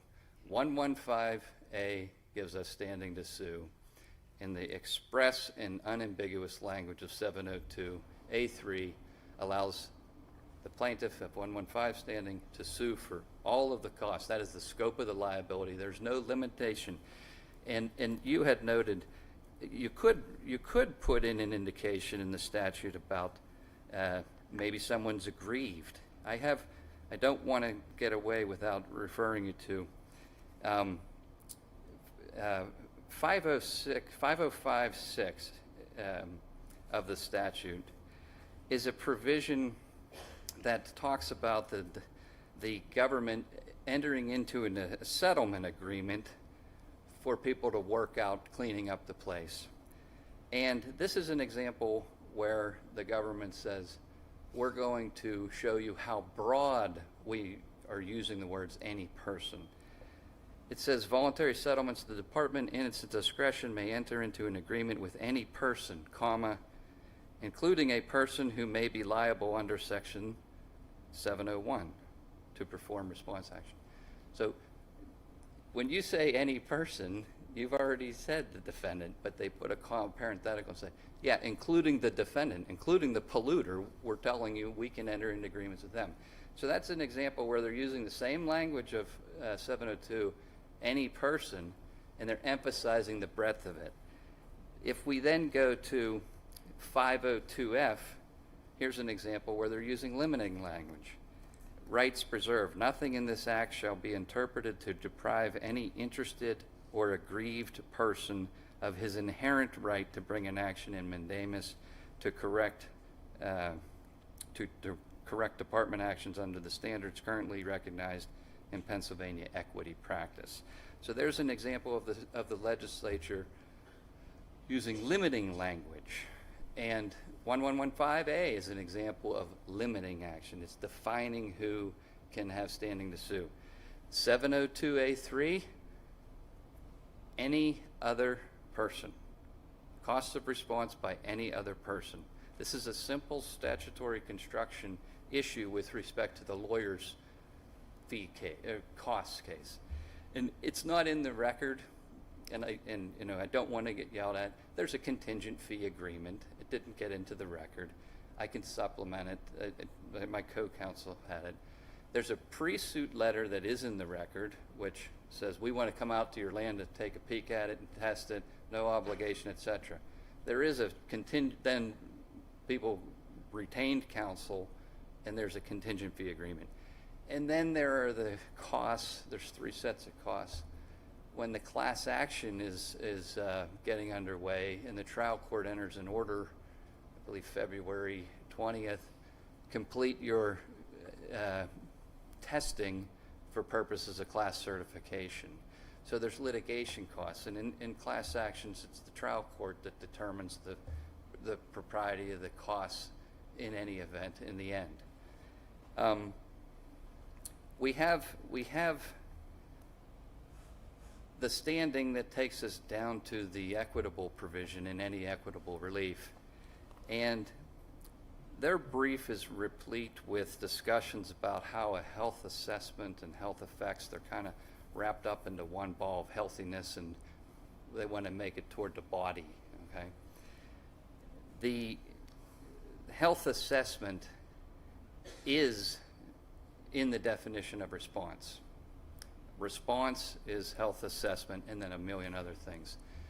They don't then go further and define what a health assessment is, but it is a response. And so the cost of a health assessment is a response cost. Now, what is a health assessment versus health effects? And this was not articulated in Redland because there's just no definitions, but they like to rely on federal law. The definitions are in the regulations, and a health assessment is not a health effects study. A health assessment is the initial testing, preliminary testing of the land. Your Honors, if you carefully look at Redland, you'll see in 1987 there was preliminary testing done on the soccer field. That led to the discovery of hazardous substances, and then there's full-blown testing. We've done the preliminary testing in this class. We have gotten thousands of samples. Scientists have rendered our the reason summary judgment's not being denied on facts is because there's no chance summary judgment's going to be denied on facts. We have the evidence to take our case to the fact finder. Here it'll be the chancellor. But in these cleanup cases, you get out and you see, well, there's lead, there's poison there, there's poison there. How big is the class area? That record is made. It's before you. But there's still additional testing to be done. And testing is a response cost that the defendant can be strictly liable to pay. The statute was not intended to put the burden of testing and determining how extensive is the release, what is going to be needed by way of testing to determine how to remediate it. Those are all costs that the court sitting in equity can determine, are they reasonable? Our proposal, we might say, oh, we want the grade A high testing that's super expensive, and they don't, okay? The equitable chancellor will determine that. Mr. Loughran, could you go back to your contingent fee reference? Yes. Are you saying that, in essence, the attorneys paying for the testing before they had clients would ultimately result in an agreement to repay them for those costs through the contingent fee agreements once the clients are signed on? I'm not necessarily sure of those initial costs, but once you get the client, there was more stuff done after retention and before suit filed. There had to be initial sampling. You have to investigate, is there lead somewhere? And then when you find that out, you then get a survey done, but you have clients at that time. And so, I don't know about. I know that no money is being given to clients. That's for sure. Counsel, can I divert you back to 1115 and 1101? Yes, Your Honor. Tell me why I'm incorrect for looking at 1115 as relating to purely actions to prevent and abate ongoing releases, and that's the kind of injunctive relief or equitable relief that's involved there. Whereas 1101 is really what you're trying to do, which is get payment for response costs. You're not trying to prevent or abate anything. It's already happened. There's no ongoing release. You're seeking purely response costs. That seems to be what 1101 was designed to deal with. No, so within the word incurred, there is no timing factor. So they like to talk about the pre-suit lawyer costs. Okay, I'm not talking about pretend they didn't even happen. I just want to know, what is the difference between an 1101 action and an 1115 action? 1115 seems to me to be prevent or abate an ongoing release, whereas 1101 is civil actions for recovery of costs. Well, what about the homeowners who haven't incurred costs?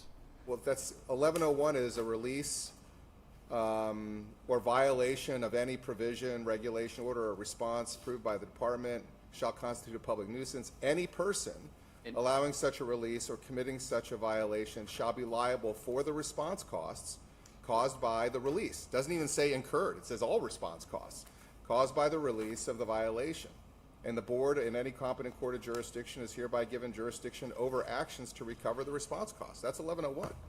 Why isn't that the section that governs your suit?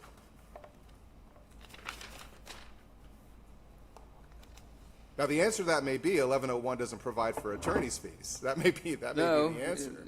And if it does, it does, and if it doesn't, it doesn't. But the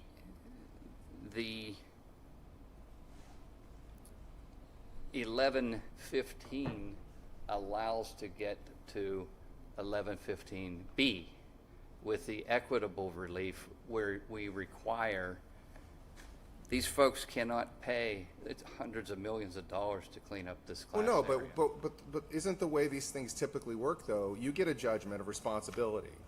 I mean, CERCLA cases, at least, and HOSCA cases are this way to a certain extent. These funds these sites take years to clean up. Some of the battery cracking cases out of the Eastern District of Pennsylvania are going for 20, 30, 40 years. You know, these don't go away like you're kind of saying a normal trial would. These cases have long tails. It's because response costs keep coming up. You present them to the court, and the court orders the responsible party to pay for them, not create a trust fund. That's not. I'm struggling with 1115 being this, using it as this way to advance unknown, unspecified, yet to be incurred or even identified response costs, just so there's a fund available. That's like creating a special court-made super fund. But that's exactly what was done in Redland. Well, the Redland, the court tied it to the health monitoring section in 702. And I made the point earlier, a body and a piece of property are factually different, but legally they're a distinction without a difference. But how can you not get what you want under 1101? I don't know the answer to that, Justice. Counsel, I don't think it can class action. For me, does 1101, is it predicated on action being taken by the DER or the DEP? Which was not done. It's not done here. May not be. That hasn't been done here. But I don't- mean, and 1115 requires that those government entities had not taken any action. And also, I'd have to... Am I correct in that? You have to give notice to the department. Yes, you have to give notice. That we gave the department the opportunity, and when they didn't, then we are green-lighted to go ahead and sue. So the department wasn't taking any action. Well, 1101 says a release of a hazardous substance or a violation of any provision, regulation, order, or response approved by the department under this act. So a release of hazardous substance shall constitute a public nuisance, and it authorizes a suit by a person to get all the recovery costs. Your Justice, I don't know the answer to that question. I do not know the answer to the question. I could call upon my counsel behind me, but I do not know the answer. To the unproven, unknown on this, there is not going to be any payment of money until all that is known. Okay? That's how the chancellor will try the case. We determine what testing is necessary, appropriate in an adversarial proceeding, and then the fact finder determines this is what is going to be needed, and this is going to be the cost of it. Well, that will be impressive, because that's not usually how I think these cases are done. Usually you have to get a site preparation report, you have to do all these things, and when the department administers these things, it takes years to identify, and it's a rolling number. It changes over time. And equity can sit and monitor the litigation and follow that. This has been going on since 2017, Justice. Well, that's young by hazardous site cleanup standards. Well, and so when you hear or read the words unincurred, unproven, whatever, it's just simply because we haven't gotten the chance to have those facts determined. We have a record, and we have our case, and they have their case, but it gives counsel the ability to say, and that's why I think it's kind of advisory. I'll just say it. I think for this court to make these rulings on, I understand why he says these are pure questions of law. They're not. They're laced with facts and remedial steps that the trial court could craft that we're not even able to contemplate right now, based on how the case turns out. All right, Mr. Lodge, could you bring this closer to a conclusion? I certainly can. To conclude, the lawyers' out-of-pocket costs are costs incurred by any other person. The statute is crystal clear. To not apply the words as written to violence the its purposes. Really. Someone standing is given the statutory authority to hold the defendant liable for everything in 722. There are no limitations they put into the statute there. Our clients have standing also to seek relief under 1115B, and the trial court can fashion any equitable relief. One of the elements of relief is the 70285 health assessment to test the land. We can either get it through 70283 or 70285. He's correct, 70285 doesn't have the word incur, which is why the U.S. Steel would try to make that all about bodies of people and not testing land. But if you look at the regulations in the CFR that define health assessment and health effects definition says this is not a health assessment. It's a different thing. The health assessment is a preliminary testing of the land to determine what we then have to do with the people if the land is dangerous. Thank you, Justices. Thank you, Mr. Loughlin. Thank you, Mr. Martin. Well presented on both sides. Would you call the next case, Mr. Minner?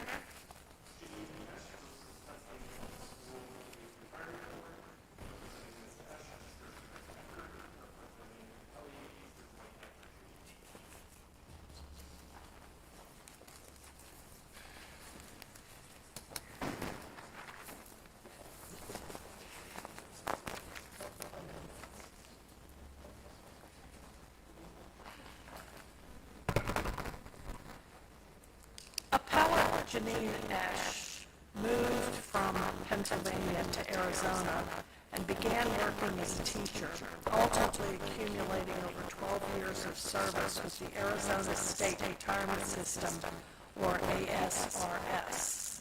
During that time, Aplt paid into ASRS with contributions deducted from her paycheck, and her employer made contributions to ASRS on her behalf. Aplt moved back to Pennsylvania in 2001 and began working as a teacher.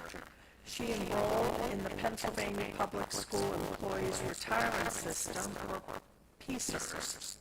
In 2007, Aplt rolled over the entirety of her ASRS with retirement account, including funds that her Arizona employer had contributed on her behalf, into a retirement savings account at the bank. Thereafter, Aplt sought to purchase service credit from PSERB for the time she spent teaching in Arizona. PSERB denied this request, and the Commonwealth Court affirmed. We grant an allowance of appeal to determine whether Section 8304 of the Retirement Code prohibits a PSERB member from purchasing service credit for such prior service where she has withdrawn her previous employer's contributions from the out-of-state retirement system. Please proceed.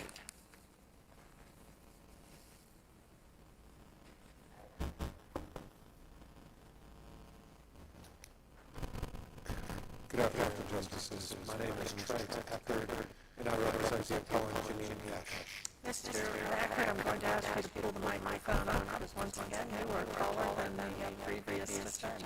Is that better? Yes. Okay. This case is about an administrative body's duty to follow a statute. In this case, PSERB was created by statute and governed by the statute that creates it. This court outlines specifically PSERB's obligation to follow the Pennsylvania State Employee Retirement Code 22 years ago in the PSERB case. And in that case, there is a host of quotes from this honorable court about an administrative agency's obligation to apply clear and unambiguous statutory text as written. In this case, we're talking about Section 8304 of the PSERB code.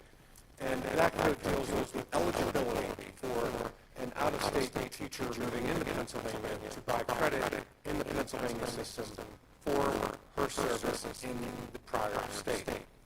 To determine eligibility, I'd like to point this honorable court to one document, and it's in the record 289A. There's another document, 299A. And what that is that's a form that PSERB created to determine an applicant's eligibility. And that form largely tracks the language from 8304. It asks asks the applicant, in this case Ms. Esch, a number of questions, and it also asks previous employer, the state retirement system, a number of questions. And at 289A, under Section F, the PSERB form asks, in this case, ASRS, did the service in your plan applicant to allow your applicant to vest? Yes. So Ms. Esch had to write that. The next question, if vested, is the applicant eligible to receive a retirement benefit? ASRS answered no. And I would note that in addition to that, there is a statute in Arizona, Section 38740, that statutorily says that she is not eligible. There's one more question, and ASRS answered, if vested, did the member waive his or her rights to a retirement benefit? And ASRS answered yes. So when we turn to the text of the statute, ASRS has armed us with all the information we need to determine Ms. Esch's eligibility. And in that regard, ASRS clearly and unambiguously said that Ms. Esch is not entitled to anything from the ASRS system. Despite that fact, over 7 years, PSERB has failed to apply the text of Section 8304 as written. Instead of applying the text as written, and the text as written says that she's only ineligible if she is now or in the future eligible to receive credit from another retirement system administered by another entity. ASRS has confirmed that she's not entitled to receive anything from the system administered by ASRS now or in the future. So instead of applying that text as written, what happened, unfortunately, in this case is PSERB resorted directly to, they overlooked the black and white text of the statute and resorted directly to policy interpretations and logic interpretations, and has never pointed to any black and white text to support the interpretations that PSERB made to deny Ms. Esch. And in that respect, I want to specifically note that not only did PSERB overlook the text, but PSERB never identified an ambiguity that would allow it to go beyond the clear black and white text that we see in Section 8304.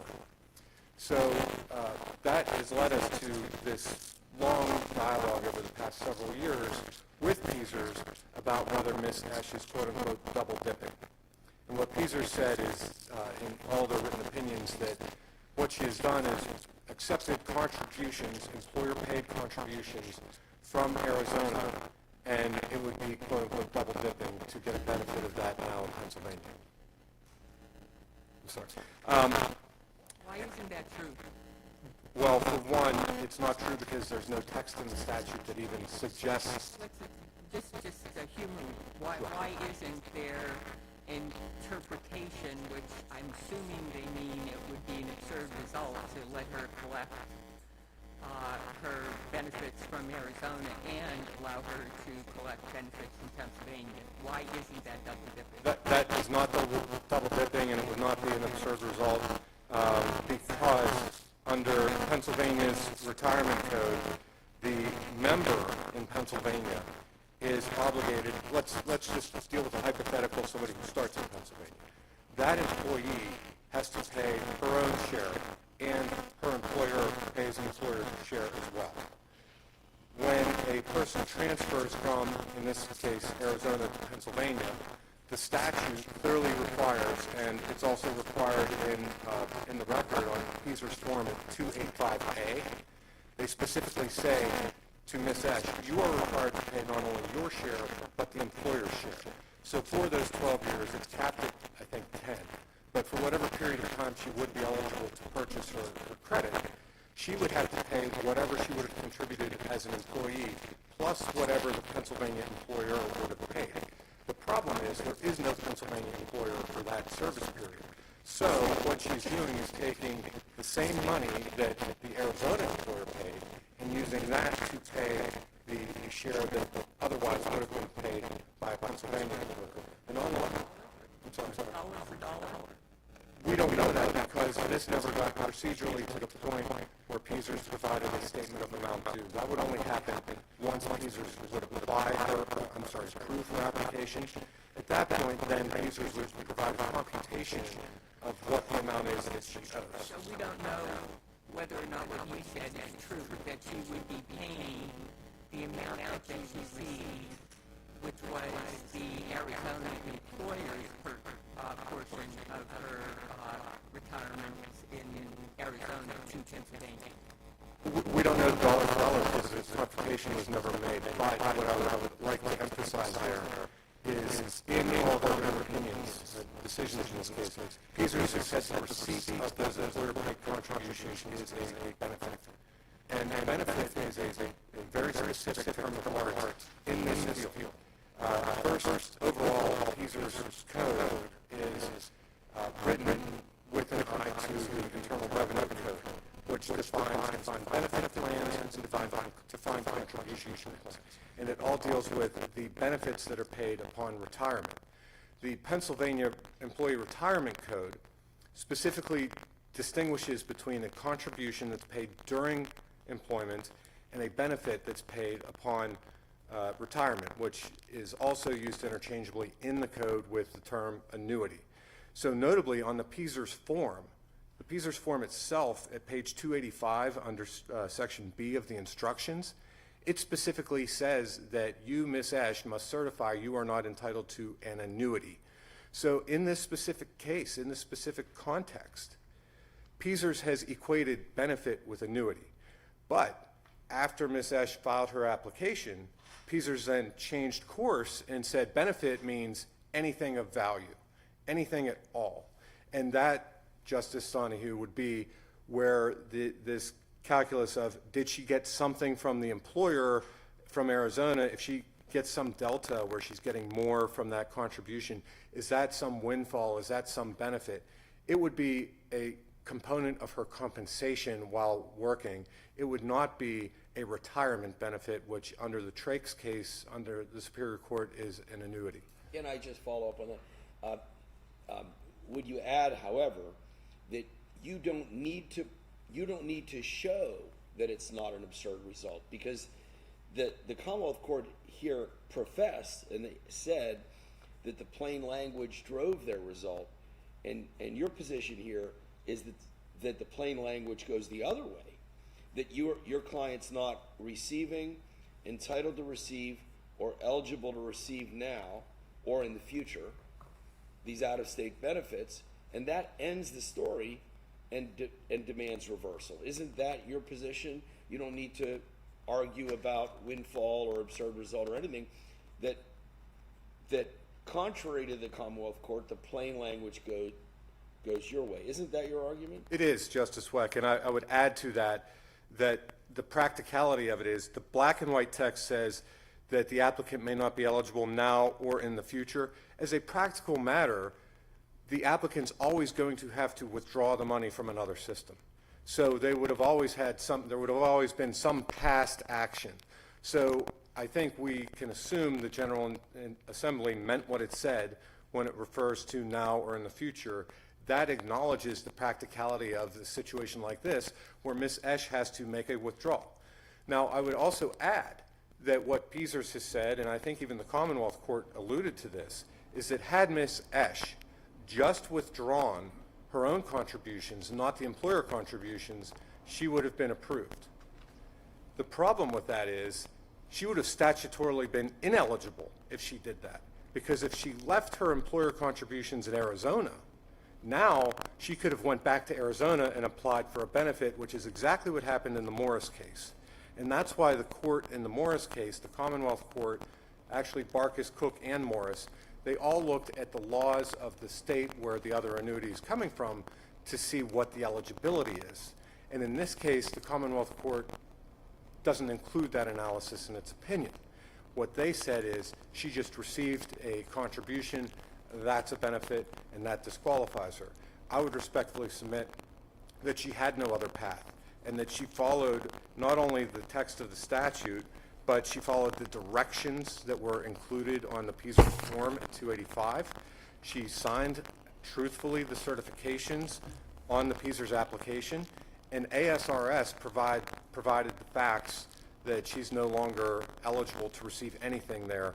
And again, I would just emphasize that under Arizona statute section, I think it's 38740, what it says specifically is withdrawal, this is a quote, withdrawal of contributions with interest constitutes a withdrawal from membership in ASRS and results in a forfeiture of all other benefits under ASRS. So she is statutorily barred. And I would also note that ASRS required her to take everything out. She had no option. I think we understand it's a fairly discrete issue. Does anyone have any questions for Mr. Eckert?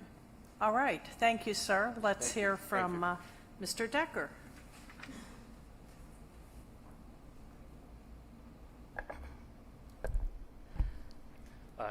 Good afternoon, Your Honors. May it please the Court, I am Dwight Decker here representing the Public School Employees Retirement Board. And as this Court has articulated when it defined the scope of this question, this matter is consistently centered on the question of whether a claimant is receiving a retirement benefit from Arizona. And that specific question is answered by determining whether withdrawing an employer's contributions constitutes a retirement benefit.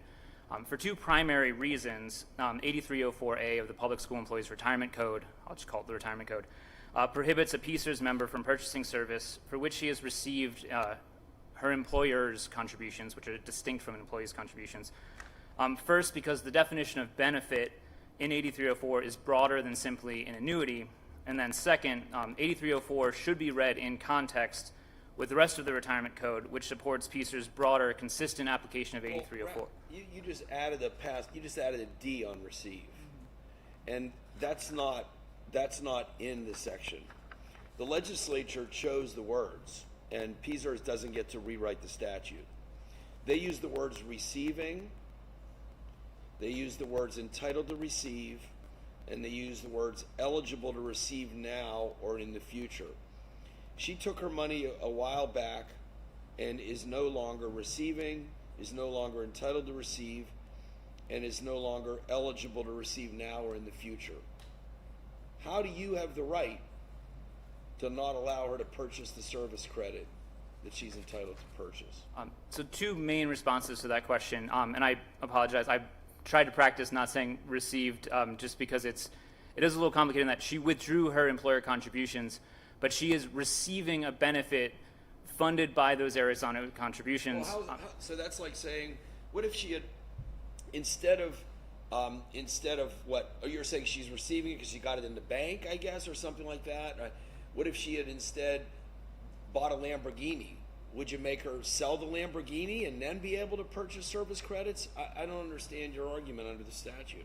And it's really a question of form versus substance. And to back up in the facts a little bit, and I apologize for backing up if I go too far, Ms. Esch was entitled to an annuity from Arizona, but had the option of instead rolling over the entire present value of her retirement benefits in Arizona separately into a different account that she now maintains and has control over, and in essence converted. Didn't have to maintain, but that's in the past. Let's say she set up a 403B account.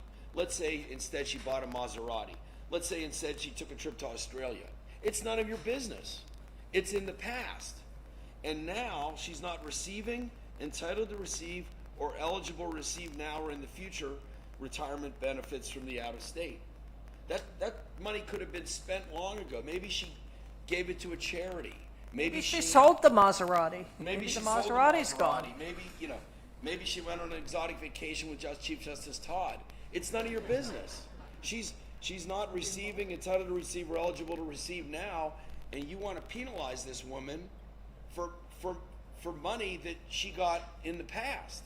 But you don't have any statutory authority. Where's the statutory authority for that? So because the Retirement Code wants to treat everyone similarly situated, and she essentially turned her defined benefit plan into a defined contribution plan and withdrew everything that went into Arizona to fund that benefit and didn't leave anything behind. To distinguish it, and that's true, Arizona was set up in such a way for those particular members who started work pre-2010 and worked 10 years, keeping in mind she was fully vested, She really put her in a class of individuals that 8304 was not designed to Now that you know address. that, now that you and your bosses know that, why don't you go across the street in Harrisburg to the General Assembly and tell them, folks, we got a loophole. We need you to fix it. And in the meantime, let this woman purchase the service credits that statute says she's entitled to purchase.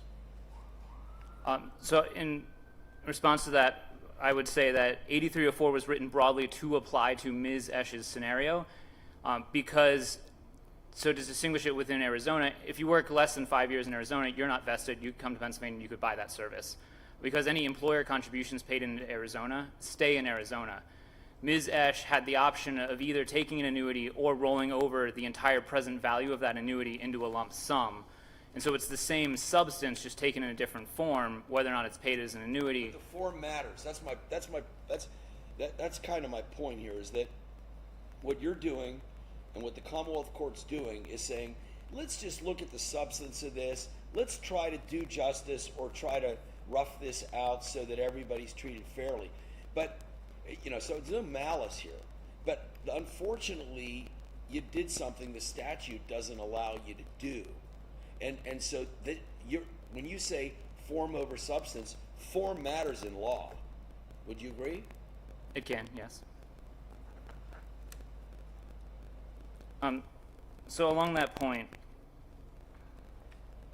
I do want to draw the court's attention to the uniform application of the retirement code, in that within Pennsylvania, the public school employees retirement system, as well as the state employees retirement system, now offers a defined contribution only plan where the only retirement benefit a member receives is receipt of their employee contributions plus their employer contributions, and then any interest or investment earnings gained thereon.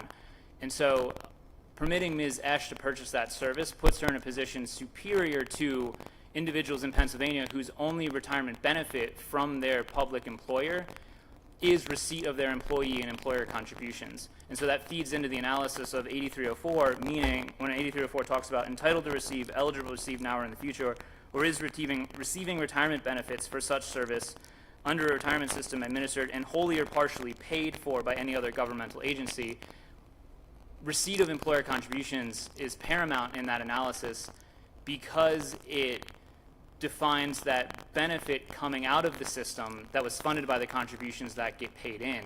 So contributions from the employee and from the employer are paid into the retirement system. They're invested, they're held, and then they're paid out later as a benefit.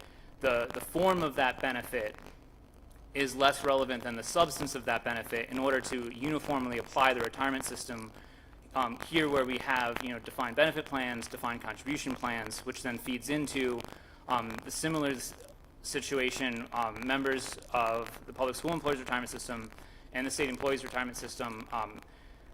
If you work for a PASHE school, a public state system of higher education school, those schools, as well as community colleges, can offer alternate retirement plans, and so can charter schools. And if you opt into that alternate retirement plan, which are often defined contribution plans, you're not eligible to buy that service again with PSERS because it's already covered by a retirement plan funded by a public retirement system, similar to here where Ms. Esch is receiving her full retirement benefit from Arizona. It's not. This is 20 years ago.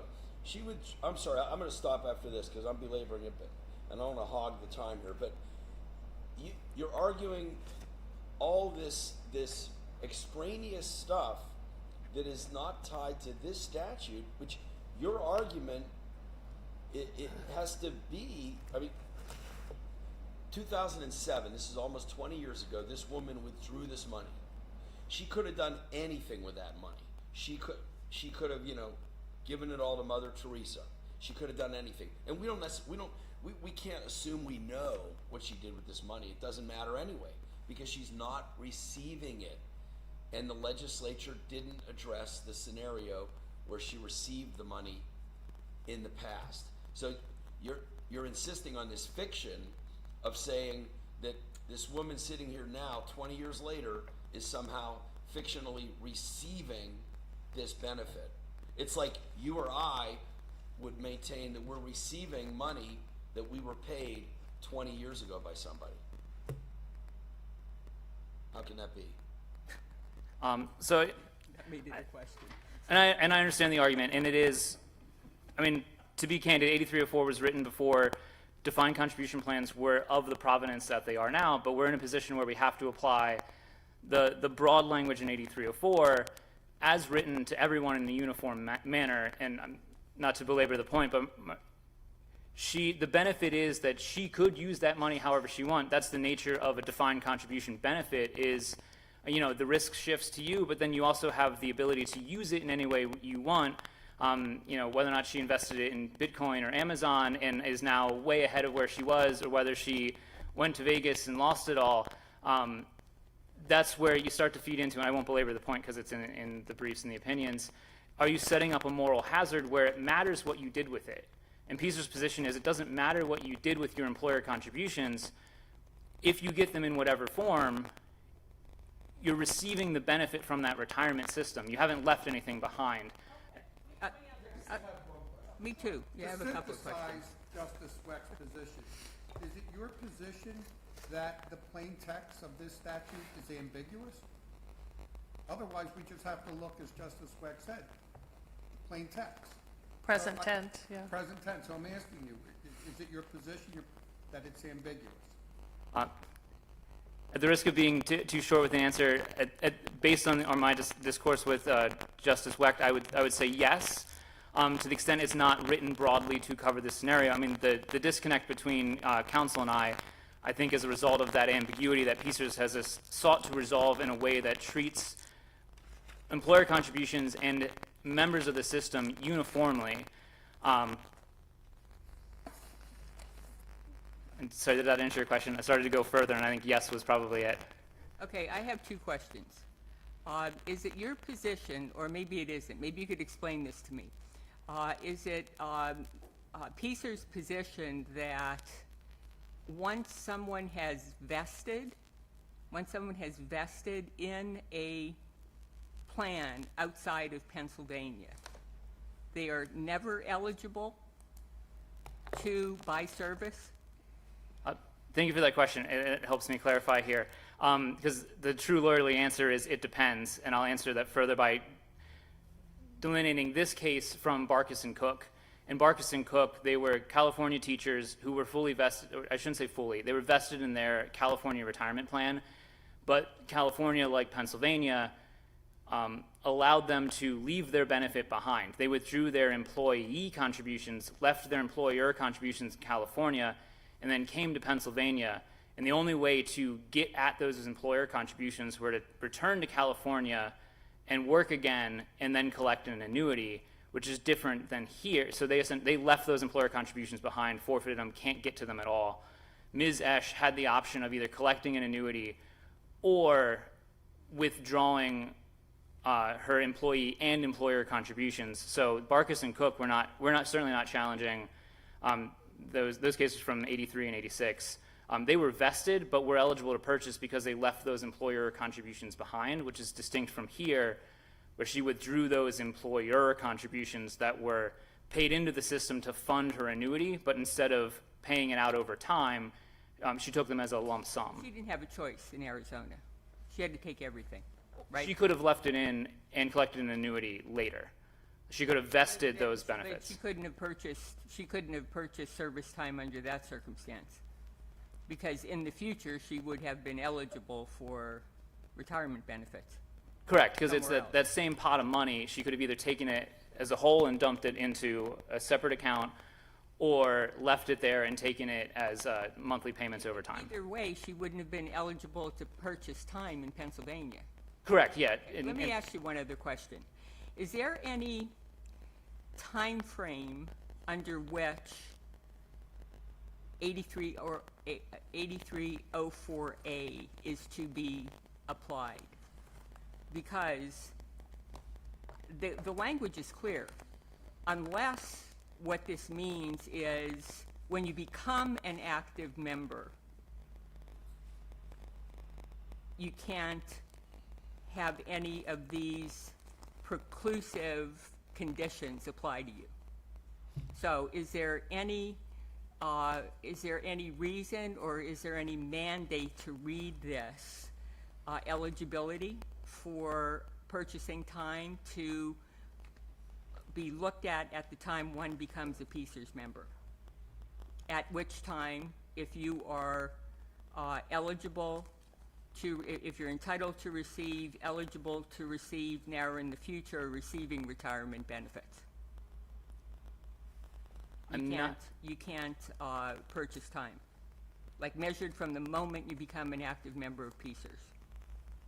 Okay, I think I understand. So your question is, if you're eligible to receive at the time you become a member, are you then forever ineligible? Right. I hate to say it depends, but I mean, it really depends on the... To me, that's the only way. That's the only way that the clear language of the statute could inure to your benefit under these circumstances. That seems to be what you're arguing. Yes. And it's certainly a version that this court is free to adopt, and I think would apply to this scenario because at the time she became a PSERS member, she was eligible to receive a benefit from another system. It gets a little more nuanced if you want to align it with Barkis and Cook, because they were, when they, I don't know if the records in those cases clearly identify whether or not they had withdrawn their contributions before coming to PSERS, but that's certainly a distinction moving forward that would create a brighter line if we look at it at the time they become a member. PSERS used a more nuanced approach looking at the employer contributions, emphasizing that funded by another governmental employer. But the only way to, on an ongoing basis, and clearly have this interpreted the manner in which that you want it to be interpreted is that it's measured at the moment you become a PSERS member. Are you eligible to receive now or in the future? Are you receiving? If so, then you can purchase time. Yeah, I mean, in the abstract, just off the cuff, I would not be upset with that result, except with the emphasis on the employer contributions. I don't know if there's anything else in the statute that would support that reading of this. I mean, I'm looking at 8304A in a vacuum, but certainly a plausible interpretation if there's anything else that would suggest that the time of measurement is at the time one becomes a member. Yeah, and that's a reasonable reading of the statute from my position. I will say, to the extent you're talking about reading 8304 in a vacuum, it does need to be read in context of the entire retirement code so that interpreting this section doesn't set up an absurd result in a different section whereby we're treating the words retirement benefit different in different contexts. I'm not interested in that aspect of it. I'm looking at it as to whether or not there's anything else in this statute that would suggest the type of timing mechanism that I've suggested. I'm not aware of anything. anything. If there is, there's no absurd result at all. It's just the minute you become a PSERS member, if you're entitled to benefits somewhere else, you can't purchase time for it. Yeah, that's certainly a clear result that off the cuff, I would not be upset about it. Yeah, I think the briefs kind of address some of the nuances with how that might get implemented and how it works with the rest of the retirement code, but we don't need to. And again, that construction seems to be contrary to the receive, receiving, or will receive language. Not really. I think to Justice Donahue's point, if you're measuring it at a point in time, eligible to receive, because you wouldn't have shifted it over yet when you're beginning at PSERS, and does kind of fit into line with the legal theory that PSERS has been pursuing, which is 8304 is really designed to provide a benefit to those individuals who may have worked in another state but didn't vest and left a benefit behind. Barkis and Cook got a little nuanced as to whether or not vested was the bright line rule. I mean, at that time, the systems went with the theory that vested meant you were ineligible, and the Commonwealth Court said no, because they left those employer contributions behind and didn't have entitlement to that. And so this case is a natural extension of that compared to Morris, where the individual was eligible to receive a benefit that he just had to apply, even though it was going to be a lesser benefit because he withdrew contributions. All right, well, very well argued by both attorneys. Mr. Decker, could you just be seated for a moment before we adjourn? Attorney Eckert, I understand that you have some very special visitors with you today. In 1980, attorney Alex Eckert brought his son, you, Trent, to a Supreme Court argument here in our Pittsburgh courtroom, which, legend has it, inspired Trent to become a lawyer. And now attorney Trent Eckert, in keeping with the Eckert family tradition, has brought his children in the hopes that they too will be inspired to become attorneys, or Especially in the pension area, Chief. especially pension attorneys, or at least to appreciate our system of justice. And I want to comment that your children are exceedingly well-behaved and patient. What troopers to sit here through all of those fascinating arguments and to sit here to the very end to get to hear their father do an outstanding job. So welcome, children. I'm glad you were here today, and we were happy to have the Eckert family in our courtroom again. Thank you, Your Honor. You're welcome. Would you adjourn court, Mr. Minner?